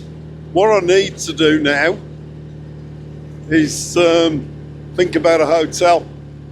It's quite nice around here. If I can find somewhere that's half decent, I think I might lay an anchor down for the night. It's 2 o'clock.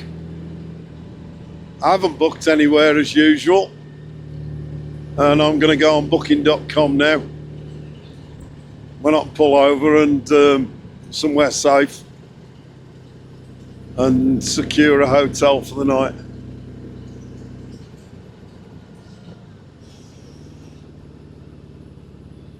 This'll do. Still like a coffee. Still haven't had one. Right, let's see what we got. Well, the first place I've come across is Hotel Latoba. It's ranked, this is the first one that's shown up in front of me. 9.1 superb, 277 reviews, 35 quid. Let's keep looking.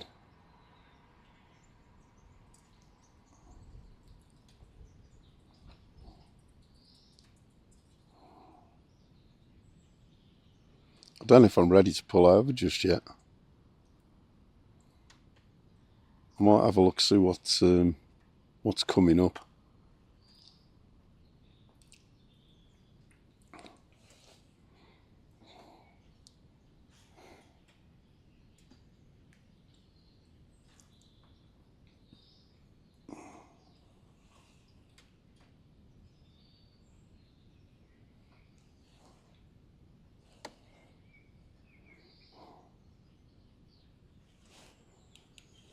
So there's another place 28 miles up the road from me. It was a lovely, warm, vibrant hotel. Owners superb, helpful, love the local people being involved in breakfast and dinner. What a find. Thoroughly recommend. Take the road to find it. That's Stephen from the UK. And Peter says, what a quaint but beautiful location. When we drive to Spain next year, we will book again. Loved it. Great place for walkers. No frills, but if you like good honest value for money in rural Spain, this is the one. We'll be back next year. See what Canadian Pete says. Nice small town at the end of the road. Looked like a good access point for hiking. Located above a bar. Above a bar. Lots of food options, nice staff. Great location if you like remote. Food was average. Well, that's alright. I can do with average. Country hotel.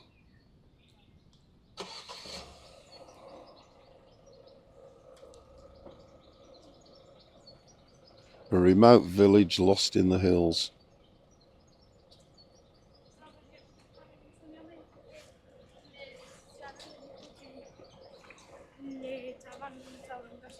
Only concern with that hotel that I'm looking at is when it says lost in the hills. It's what the road up to it's going to be like. I might just go and have a sneaky look before I book. So I think I might just do that. Because it looks okay, sounds good, got a bar underneath, sounds friendly. I think that's the plan. Well, that's the beauty of Google Street View. It's a tarmac road that goes up there. It looks all right. I'm going to plumb for that one. It's 28 miles, but that's as the crow flies. So it's going to take me a little while to get there because I have to go in about a bit of a roundabout route. But that'll do. Let's get it booked.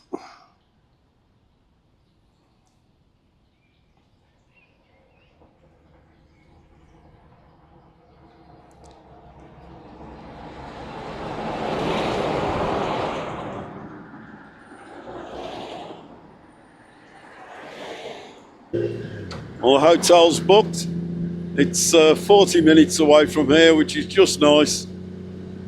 It says it's up on a hill and it's a little village, and it looks like a little village on the map. I've had a look on Google Street View and the road looks doable from what I could see anyway. So didn't check parking, but it looks a very remote little village. That boosts my confidence. I can hear you all now. Oh, security, security. Can't be any less secure than home. Here we go. Well, I had to pull over and turn the mic air off and get the Insta360 to forget device because it was constantly searching for it, but the battery's gone in it. I must have used it a lot today, I guess. Talk too much. So I've got the Cardo PackTalk Edge and I've connected that to the Insta360 so we can see what the sound's like, see how it compares. It's the right way around. Just so as we've got a bit of microphone for the last bit of the journey. Here's another shepherd. That's the third one I've seen today. Slow down. Give him some space. I'm not running any of his sheep over.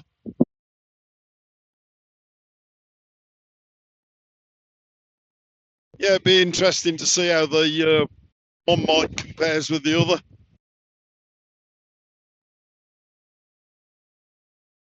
Having a shepherd to look after your sheep, it sort of describes the pace of life here in Spain. He obviously makes a living like that. Very time consuming. In England we have fences. Up here they have shepherds.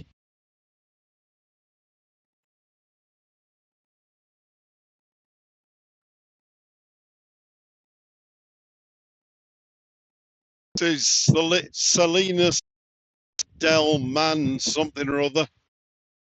Magnano or something.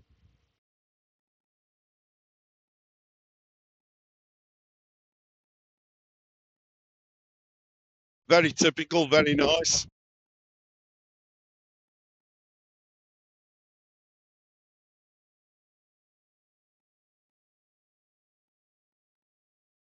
Salinas del Zano.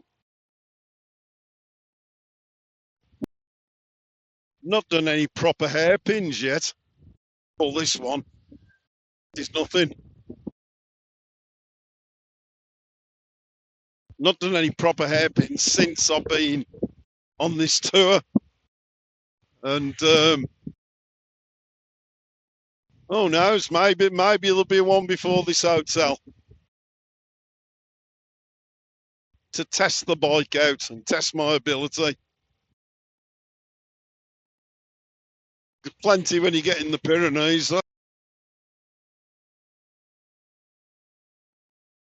General knowledge question. Why is a hairpin bend called a hairpin bend? Don't expect an answer.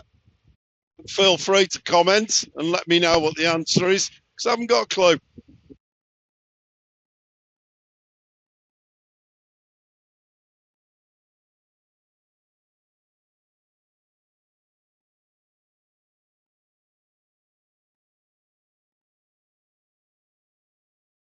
Get that road out stretching ahead of me.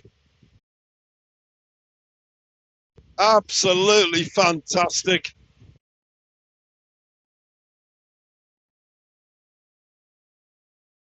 Little bit blowy up here. The wind's blowing strong. Every now and again it hits the bike. But apart from that, motorcycle dreamland this is.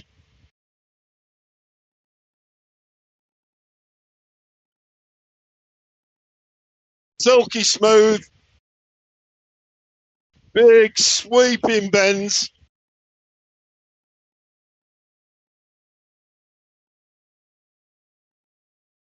No speed cameras.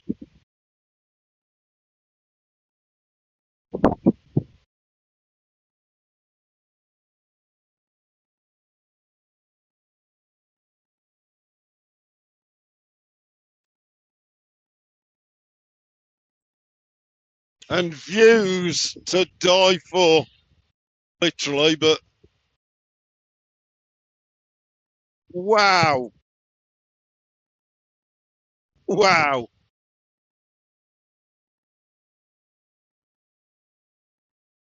Absolutely breathtaking.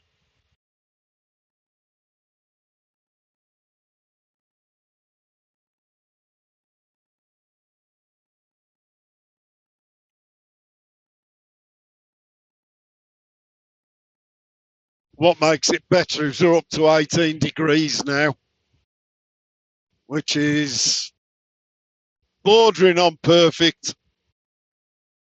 Maybe I'll go to 20 and say that was perfect. 18 degrees is nice with all the gear on.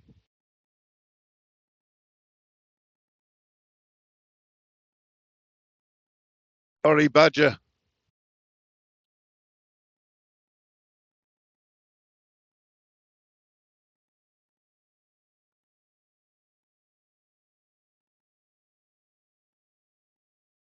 The local pharmacy back there says it's 20 degrees now, which wouldn't surprise me because I know when I'm moving, it always lowers the temperature on the bike, the recorded temperature. If I sit still, it feels a lot warmer.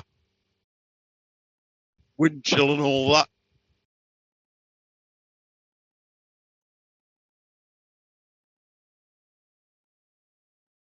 The bike's gone into its running better than ever mode, which it does about this time of day every day. I don't know why. Come on, Golden Owners, is there a reason? Like I say, I've said it a few times, it gets better as the day goes on.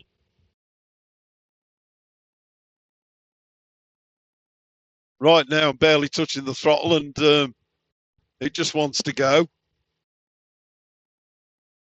Mazda Los Mudos.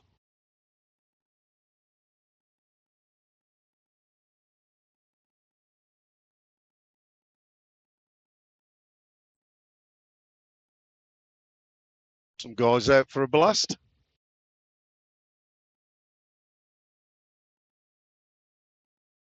Zaragoza, 205 kilometers.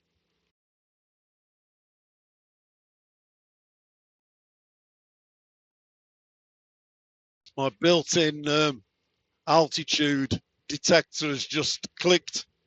The words my ears have popped. Back into that sandstone again now. That's lovely, isn't it?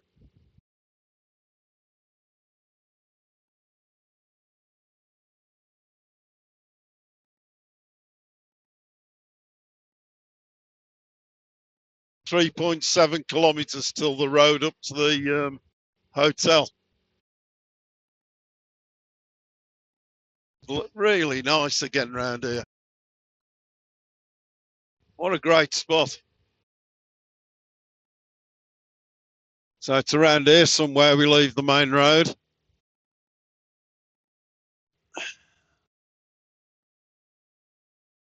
Little bit of trepidation, but like I say, I've had a look on Google Street View, and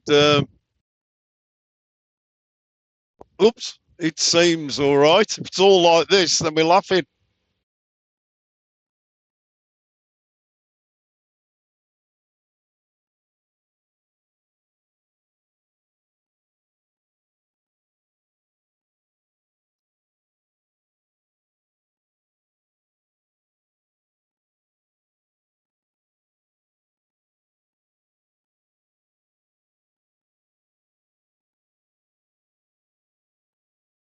That's quite a pleasant little road.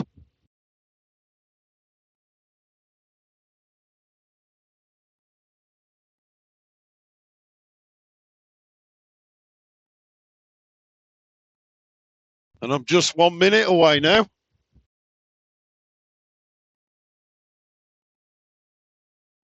.600 meters.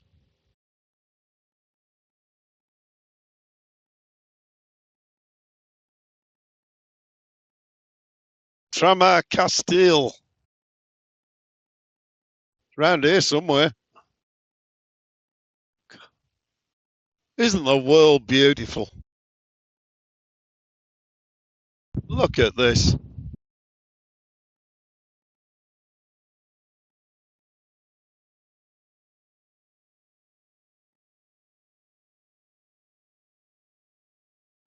Hang on. It says that I'm 260 metres away from the place, but I can see for about half a mile and I can't see anything.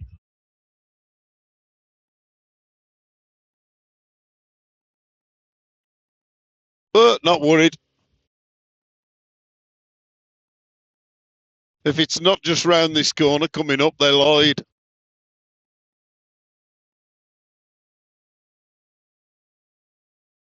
Welcome to Tramacastiel. And worryingly, it's showing my destination, but not showing the actual route to it. Ah, whatever. Signs of life. Some sort of a village or house, a house, another house. Still no signs of anything that could barely resemble a hotel and the bar, though. Ah, gotta do is find the place, La Barbacana. That's me. Where I'm going. But where is it?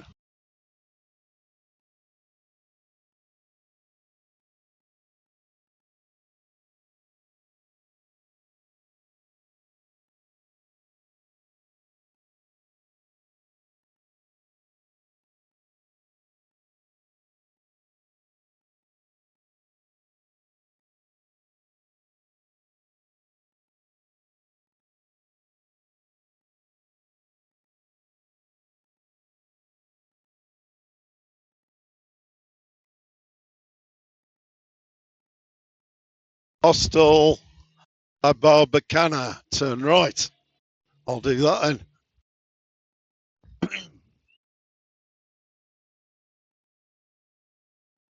Hosteria La Barbacana. Oh, blimey.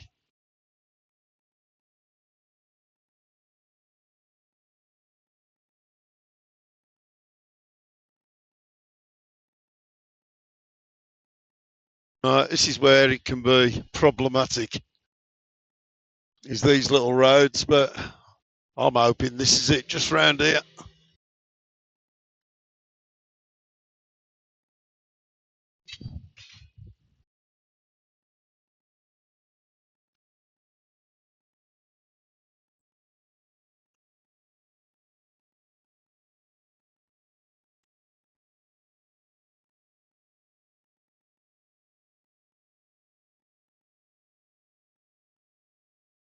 That's the church.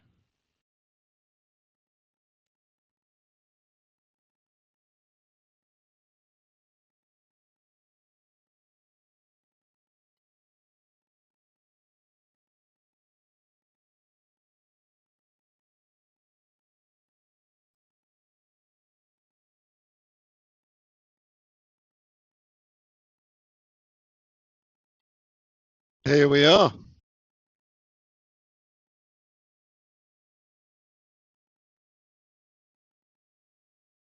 Well, there ain't no cars coming up here, is there? Well, this is lovely. Right, let's go and see what they say about parking. Right, so first thing to do, just carefully roll the... She says to put it by the garage.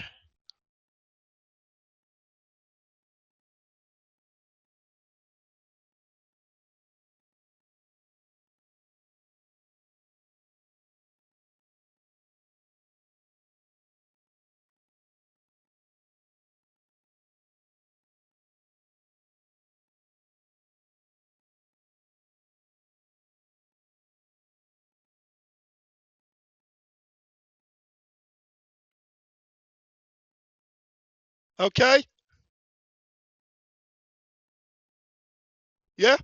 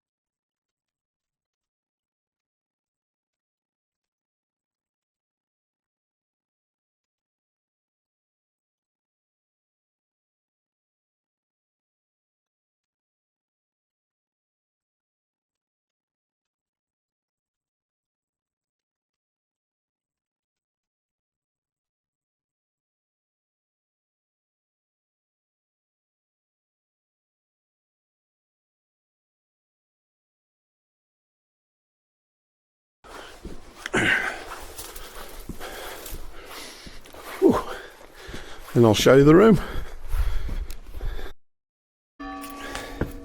It's got to be said, I'm out of breath. It's a bit of a rabbit warren. So this is the room. Let's get some lights on the situation.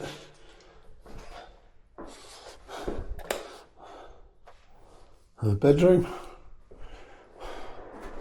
Already got changed, and my view. I wonder if the church bells ring all night. I guess I'll be finding out. Let's go have a look at the bathroom.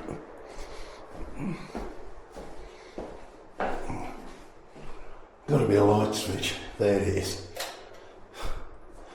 There we go. Perfectly adequate. Now I'm going to put my feet up for an hour while she goes shopping, and I do nothing. Sounds like a plan.